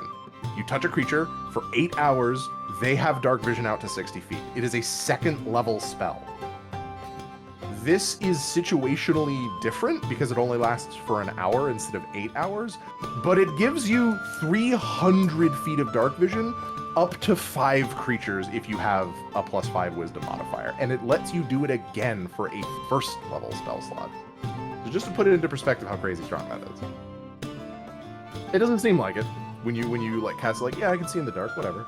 But the equivalent is a 2nd level spell that does it 1 time for 1 person for 60 feet. Whole squad my gonna gosh. see. Holy No. shit. Hmm. You Now, Do that on everyone. here's another question. Hmm. Would it be her wisdom modifier because she's a charisma? Well, based yeah, it cleric? would be. So whenever it says wisdom modifier, we replace it Okay. with whatever her thing is. You're in there. Okay. And this is also true of Mog's reading any of her stuff. It would say intelligence So- modifier. We replace it with Wisdom. Okay. Got it. So, what do you guys think about that plan? That sounds good. You see that And- Riz kind of nods. Sure. Moggs, you down to be on standby with me just in case things go south? I guess so. Just gotta make Right. sure.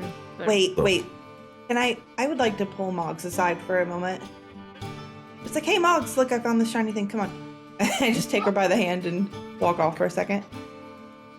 Hey Moggs, I just wanted to check in with you because I know you may not be feeling super comfortable with Caius lately, and it seems like with this plan you might be left alone with Caius. So I just wanted to pull you away from the group and make sure that you're actually okay with that and not just saying it because you feel like you have to.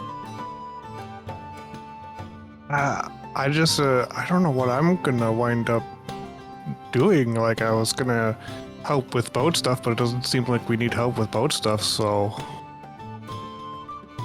I don't know. Okay. I guess that is true. We do have somebody driving us out there. I mean, ideally, what would you want to do, even outside of boat stuff? I don't swim very good. We're out in the water. I hit things. Webby starts bouncing up and down while while she's backpacking on you. You start to shake violently, and she goes, "My mom could do anything. Okay, you weren't there to see what she could do to that dagger, or what the bone and the metal, and then made a dagger." Well, Moggs is going. I didn't see that, but I definitely believe you. I do think your mom can do anything. So I Made a dagger don't know out of a where piece of bone.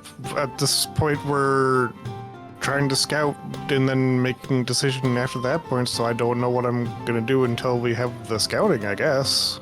Okay, well, no, I hope you aren't worried. Like, I'm sure there will absolutely be an opportunity for you to get into the mix, and you definitely are still helping out, and even just being backup and looking to see if there's any danger that maybe we can't see because we're so focused on the ship.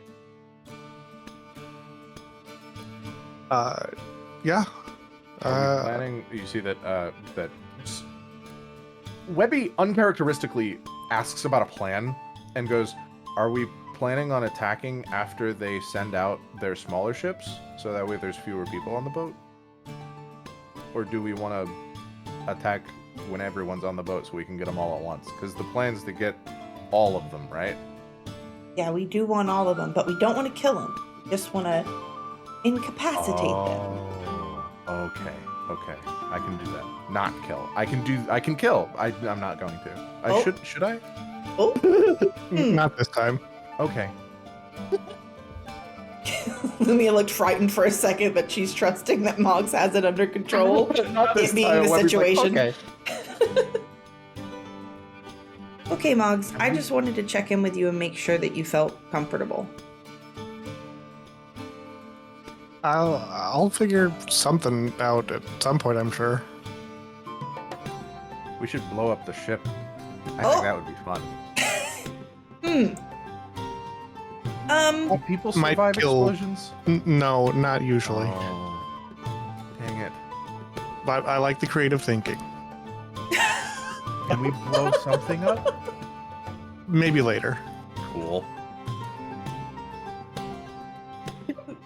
Lumia kind of casts a sidelong glance and says, "Okay, I'm gonna go back to the group now. Bye, Lumi. Goodbye." And then you go. We'll walk back with her directly, like. and then Webby looks up and goes, "Hello." So, we have everything together then. Yeah, we're gonna blow up the ship.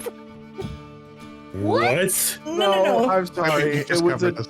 It was a funny. I don't get it. It was funny. What do you? What are they called, Mom? I don't remember. Are they funnies? I think you've been spending too much time with Harvey. No, Harvey's fun though. Bigger guns. You see that Webby does her best impression of finger guns, which ends up just being pointing at you. She doesn't have fingers. She just points. But she does it. She does it with like her arms can articulate in any direction. So it's kind of like, imagine you just have your bicep pointed down and then the front part of your arm pointed up, and you're just pointing, and she's doing that with both. So, Wait, I have a gift. Again. Oh. so I guess for now we can head back into town, and then we wait until it gets closer to sunset. It'll What's be nighttime you have time. You definitely have time to go back to town and then do stuff and then come back here. Yes. So, Okay. In fact, I would argue to say that your sword will probably be ready before then. So if there's any other preparations we need to make, we can handle them in town before we come back. Cool. Sounds good. All right. You guys head back to town? Yeah. Beautiful. You start making your way back, and when you arrive back there, I mean, the gentle drizzling of Zalam has honestly become commonplace and understood to just be the way that it's going to be. So you guys are wet. You just will be, but you arrive back there and you have some time required to do your preparations. This would end up being. We'll just go ahead and say that Caius can collect his blade. Do you want for Lumia to come with you, so that way Xirathrian can be there? Yes. Hell yeah. Or I mean, and I know. I mean, everybody can come because I know Harvey and Muggs was also there when I dropped off. Wants to come, you absolutely may. Just kind of figured that it would be the two of you are kind of like you want Lumia to be able to come so Xirathrian can see the blade and make his assessment. Yes. But if anyone else wants to just be there to contribute, narratively, they're more than welcome. Yeah, like that. State of world check. Are there like spear guns? Spear guns? I would say yeah. We're in enough of a flintlock fantasy world. Probably spear guns. I mean, if they got harpoons. That's a good question. I have a Mog's idea I'm gonna send you. Oh hell yeah! With what we've discussed, it's probably possible. It's almost certainly possible.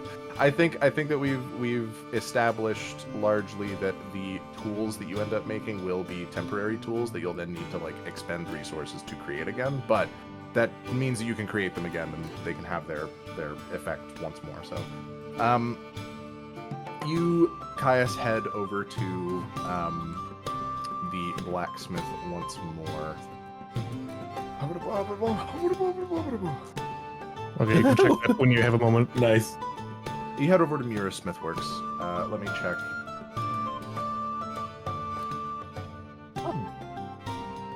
That sounds so funny, and it sounds like I'm gonna be real with you. It sounds like Moggs would literally just put the second one into the point of the first one, and then it would work the way Moggs. Oh would. God. Okay. That's how it sounds. Like Oh, it shouldn't physically. I would say yeah, it works. So I need to buy the second one, or the first one. Yeah. Well, I'd probably say that Mira Smithworks probably has some stuff. In fact, you guys get there, and immediately, Moggs, you see some of the stuff that you're looking for. You see what look like some Oh God, what are harpoon guns normally like? What is the mechanism that fires the harpoon? Googling? Like How and do normal. harpoon guns work? I'm pretty sure it's like Depends on the canister. Like I think it's scale. like Pneumatics that. and or spring system. Yeah, spring would Oh. absolutely work. Just a really fucking powerful spring that you probably have to like use some specialized tool to pull back. Yeah, like a really fancy crossbow. Yeah, something like that. It would probably take more than one turn to reload because of that, but it will function for its purpose as like a harpoon or grappling gun or what have you. Whichever you want it to be. If you want it to be a harpoon gun or if you want it to be a grappling gun, either way. There are probably a lot of harpoon guns here that you could just make into grappling guns because of the fact that the fishermen have kind of stopped fishing in Zalum because of bandits. So there are a lot of harpoons here. There are some fishing poles that are just kind of like lazily cast about in various areas of the city. This used to be a fishing city, used to be a fishing town that had like a good influx of fish in various different ports that were along the coast, but largely it has been abandoned. That type of trade has been abandoned because of the bandits. So Let's just do this right now, so that way it can be part of planning. okay, yeah. So Moggs will see the harpoon gun, Yeah. or crossbow that is able to have a harpoon attached to it.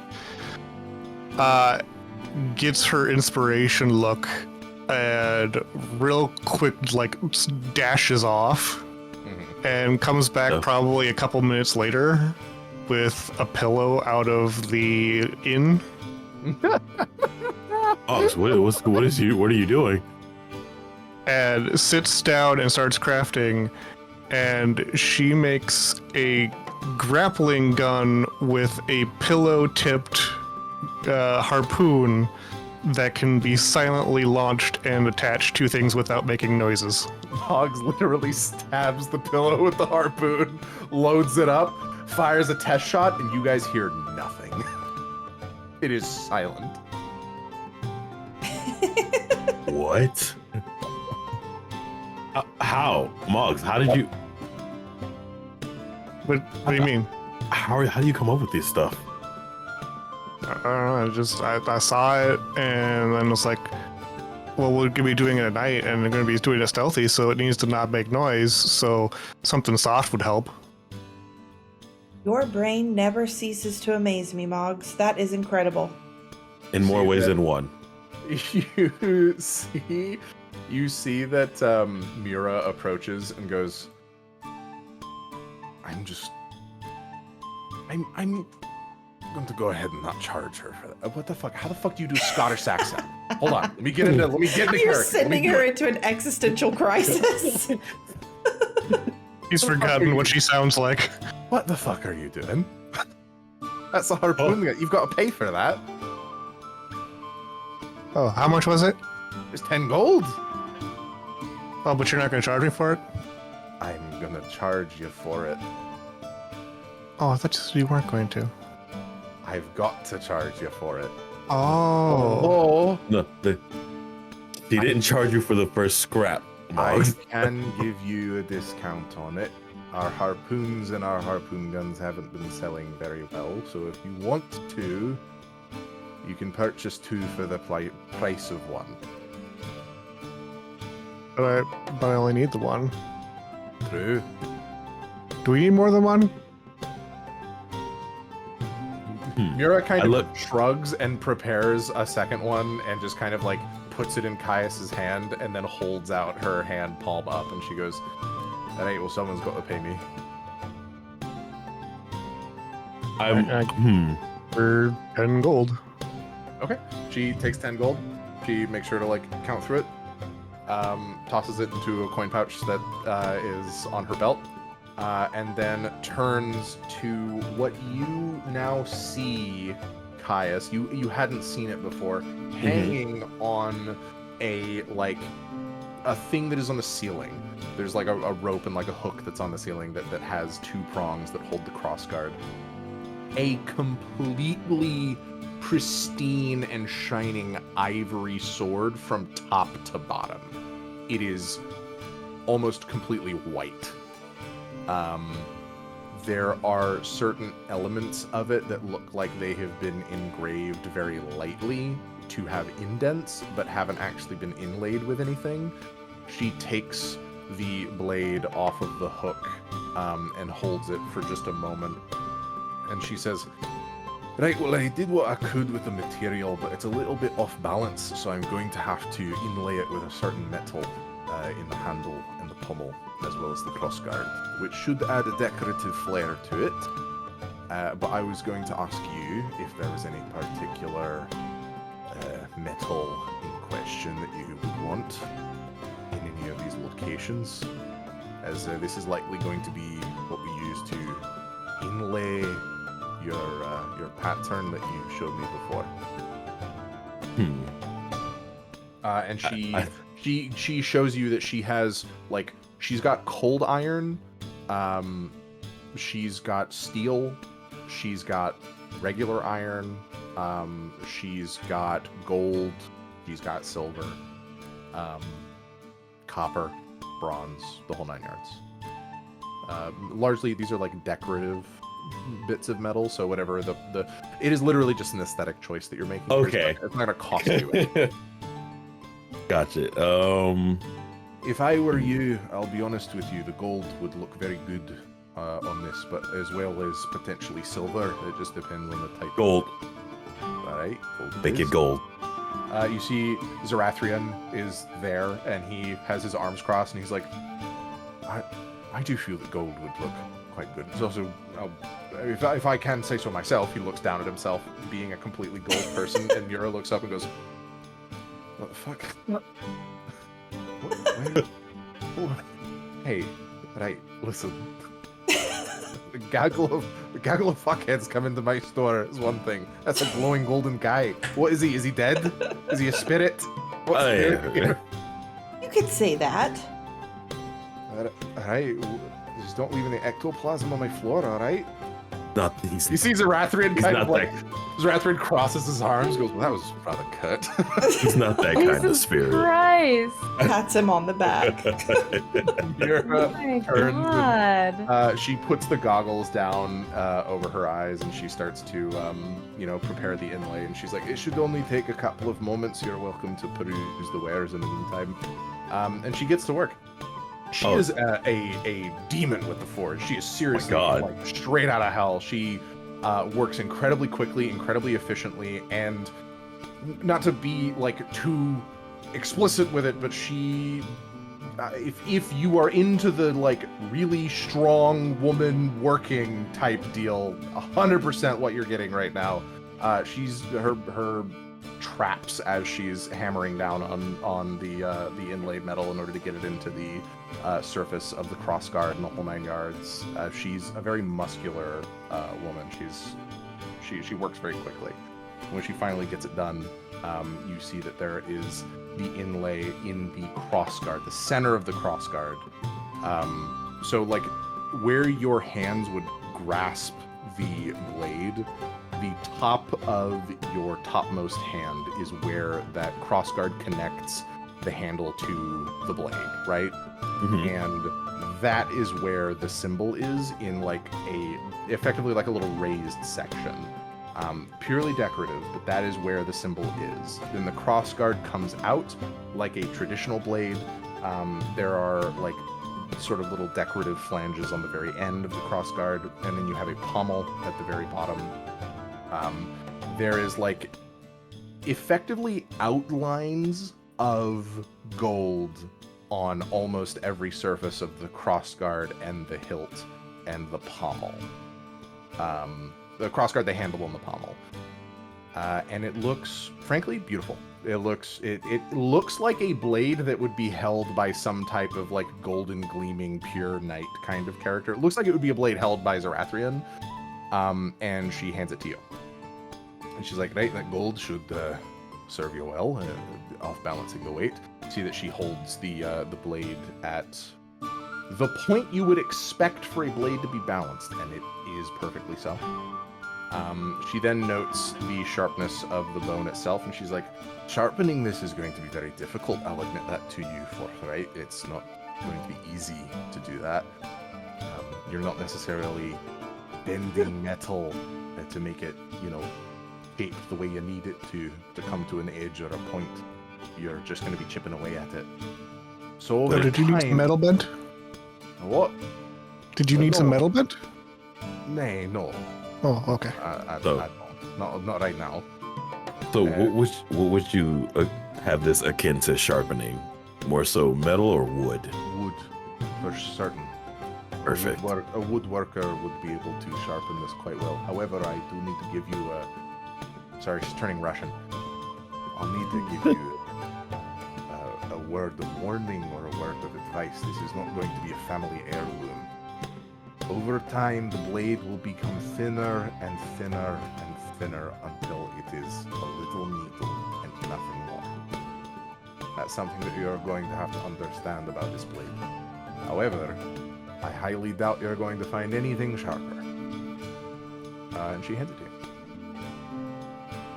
That's so cool. I think You may treat this weapon as a +1 weapon. Ooh. Oh my Oh, god. snap. How big is it? It is as big as you want it to be, but I did say before the bone itself was taller than Mira was, and Mira is like a 4'6" dwarf. That's a tall ass blade. So if you want it to be as tall, if you want it to be like a 5 foot fucking, like, if you want it to be a buster sword, like it can be. Gotcha. Okay. You pick it up. It is, you pick it up expecting it to be a weighty sword. It is light as a feather. Comically light. You really did not expect it to be as light as it is. Like when you hold it out in front of you, it has some weight to it just because of the fact that the center of mass is so far off balance. But when you hold it straight up and you are just kind of holding it, like this can't, it really does not weigh very much at all. You've really outdone yourself with this. I'm glad you think so. So a typical greatsword would be around about, depending on the make or model of it, would be about 5 to 7 pounds. That thing is barely cresting over 3. You see Xirathrian is like, seems enamored with it, and he's like, certainly a wonderful smith. You said this was more akin to woodwork, though. How did you manage it in the forge? And she kind of shrugs, and she says, I do woodworking for the sake of pommels and other such things, hafts of spears and the such. There's no different than that. That's crazy. Very impressive. Well, if you say so. I'm glad you like it. I hope it serves you well. Is there anything else that I can do for any of you? Caius is just like, eyes are like just on the blade, and he's just in awe. All right, you can drool over it out of my store. Mox is currently hanging from the ceiling. How the fuck did you get up there? Putting that grappling hook to use immediately. Listen, Oh, speaking of, if you put a pillow on the end of it, if there's any concession, I certainly did not hear you get up there. Yeah, I gotta figure out how to get down now. You see that she kind of, Mira holds out her arms, and she's like, you fall? Shake until the hook comes loose, I guess. You come loose. She catches you and Webby both, and then sets you down on the ground. Gives you kind of like, gives you sort of like not a head pat, but more of like a head. What looks like supposed to be like a pap on the top of the head is more like a slap. She's like, whoops, I didn't mean that. Too strong. and wait, you said the other one was in the other grappling hook was in my hand? Yep. You know what? I'm gonna give that to Harvey. I think he can make use of that. That one is not modified yet, by the way. Okay. Silencer on your grappling hook. I don't know how the fuck you've done that with a pillow. I mean, pillows are soft and cushy, Right? so they absorb sound. Sure, for certain. I also did not hear the mechanism of the spring firing. That was also something I did not hear. Your pillow. And yeah, you guys do recognize that the whole mechanism is like outside of maybe the loading, the whole thing is deathly quiet. Gosh. Oh, All right. Mog help. sings. She ushers you guys down, back onto the bridge, the thoroughfare, and you have the remainder of the day to do with as you please before you enact your plan. Is there anything that anyone else wants to get done? Because we can do that real quick. Because we're approaching the 4-hour mark, and that would be the perfect time to stop. Tell Eat Harvey now, to or- go get a pillow from 9.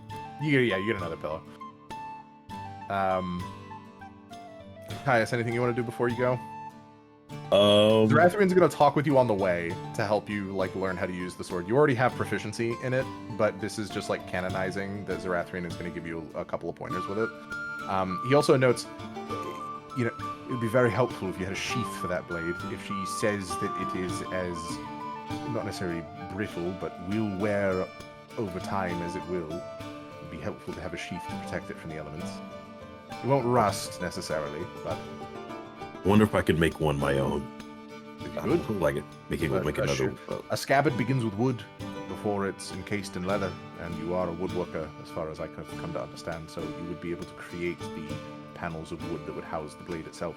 That's probably a good place to start. I should get started on that immediately. Wonderful. Mog, is there anything that you want to do aside from getting a pillow? Not at this time. Okay. Harvey, anything you want to do before you guys go back to the dock? I'm good. Beautiful. Lumia? I'm good. And my beautiful, wonderful wife, anything you want to do? I'm okay. I think we can leave the interrogating the guy for later. Cool. You guys head back over to the dock as the sun is cresting over the horizon and starting to snuff itself out.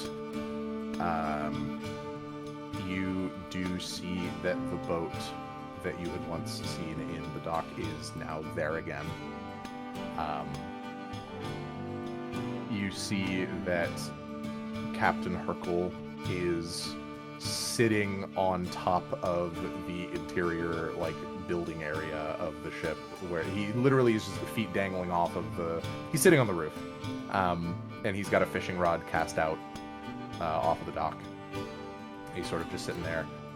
He glances behind him momentarily and sees you guys approaching, and he starts to reel in his fishing rod.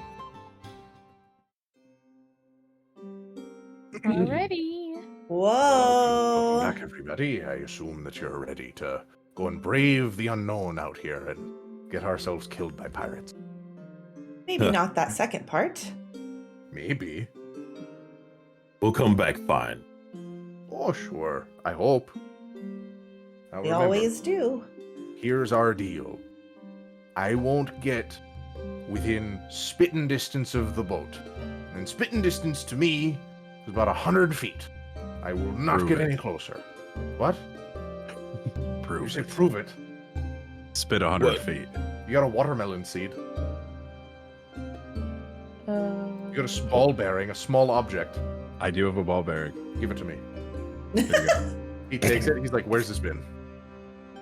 In a bag with other ball bearings. Where have they been? Other in my balls. bag. Have any of them been in shit or piss?" No. Okay. He puts it in his This cat. Haha, just kidding. He dies. He dies on the spot, just drops dead. No, he takes the ball bearing, puts it in his mouth, and then you see that he pushes his knuckles up against his cheeks and goes, "Phew," and like a fucking bullet from a gun, it flies out.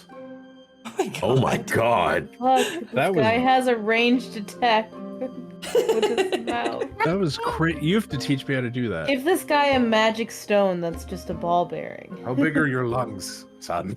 I have tiny lungs and tiny bones. Oh, well, if we can get you to get more air in those tiny lungs, you might be able to pack in enough force. So the key is you're supposed to build it. He starts talking about how to do it as you guys are boarding the ship. Literally hollow bones. They will store the air in your bones before you. I need more milk. Oh, God. I think that with I need more milk, that's where we'll end the session.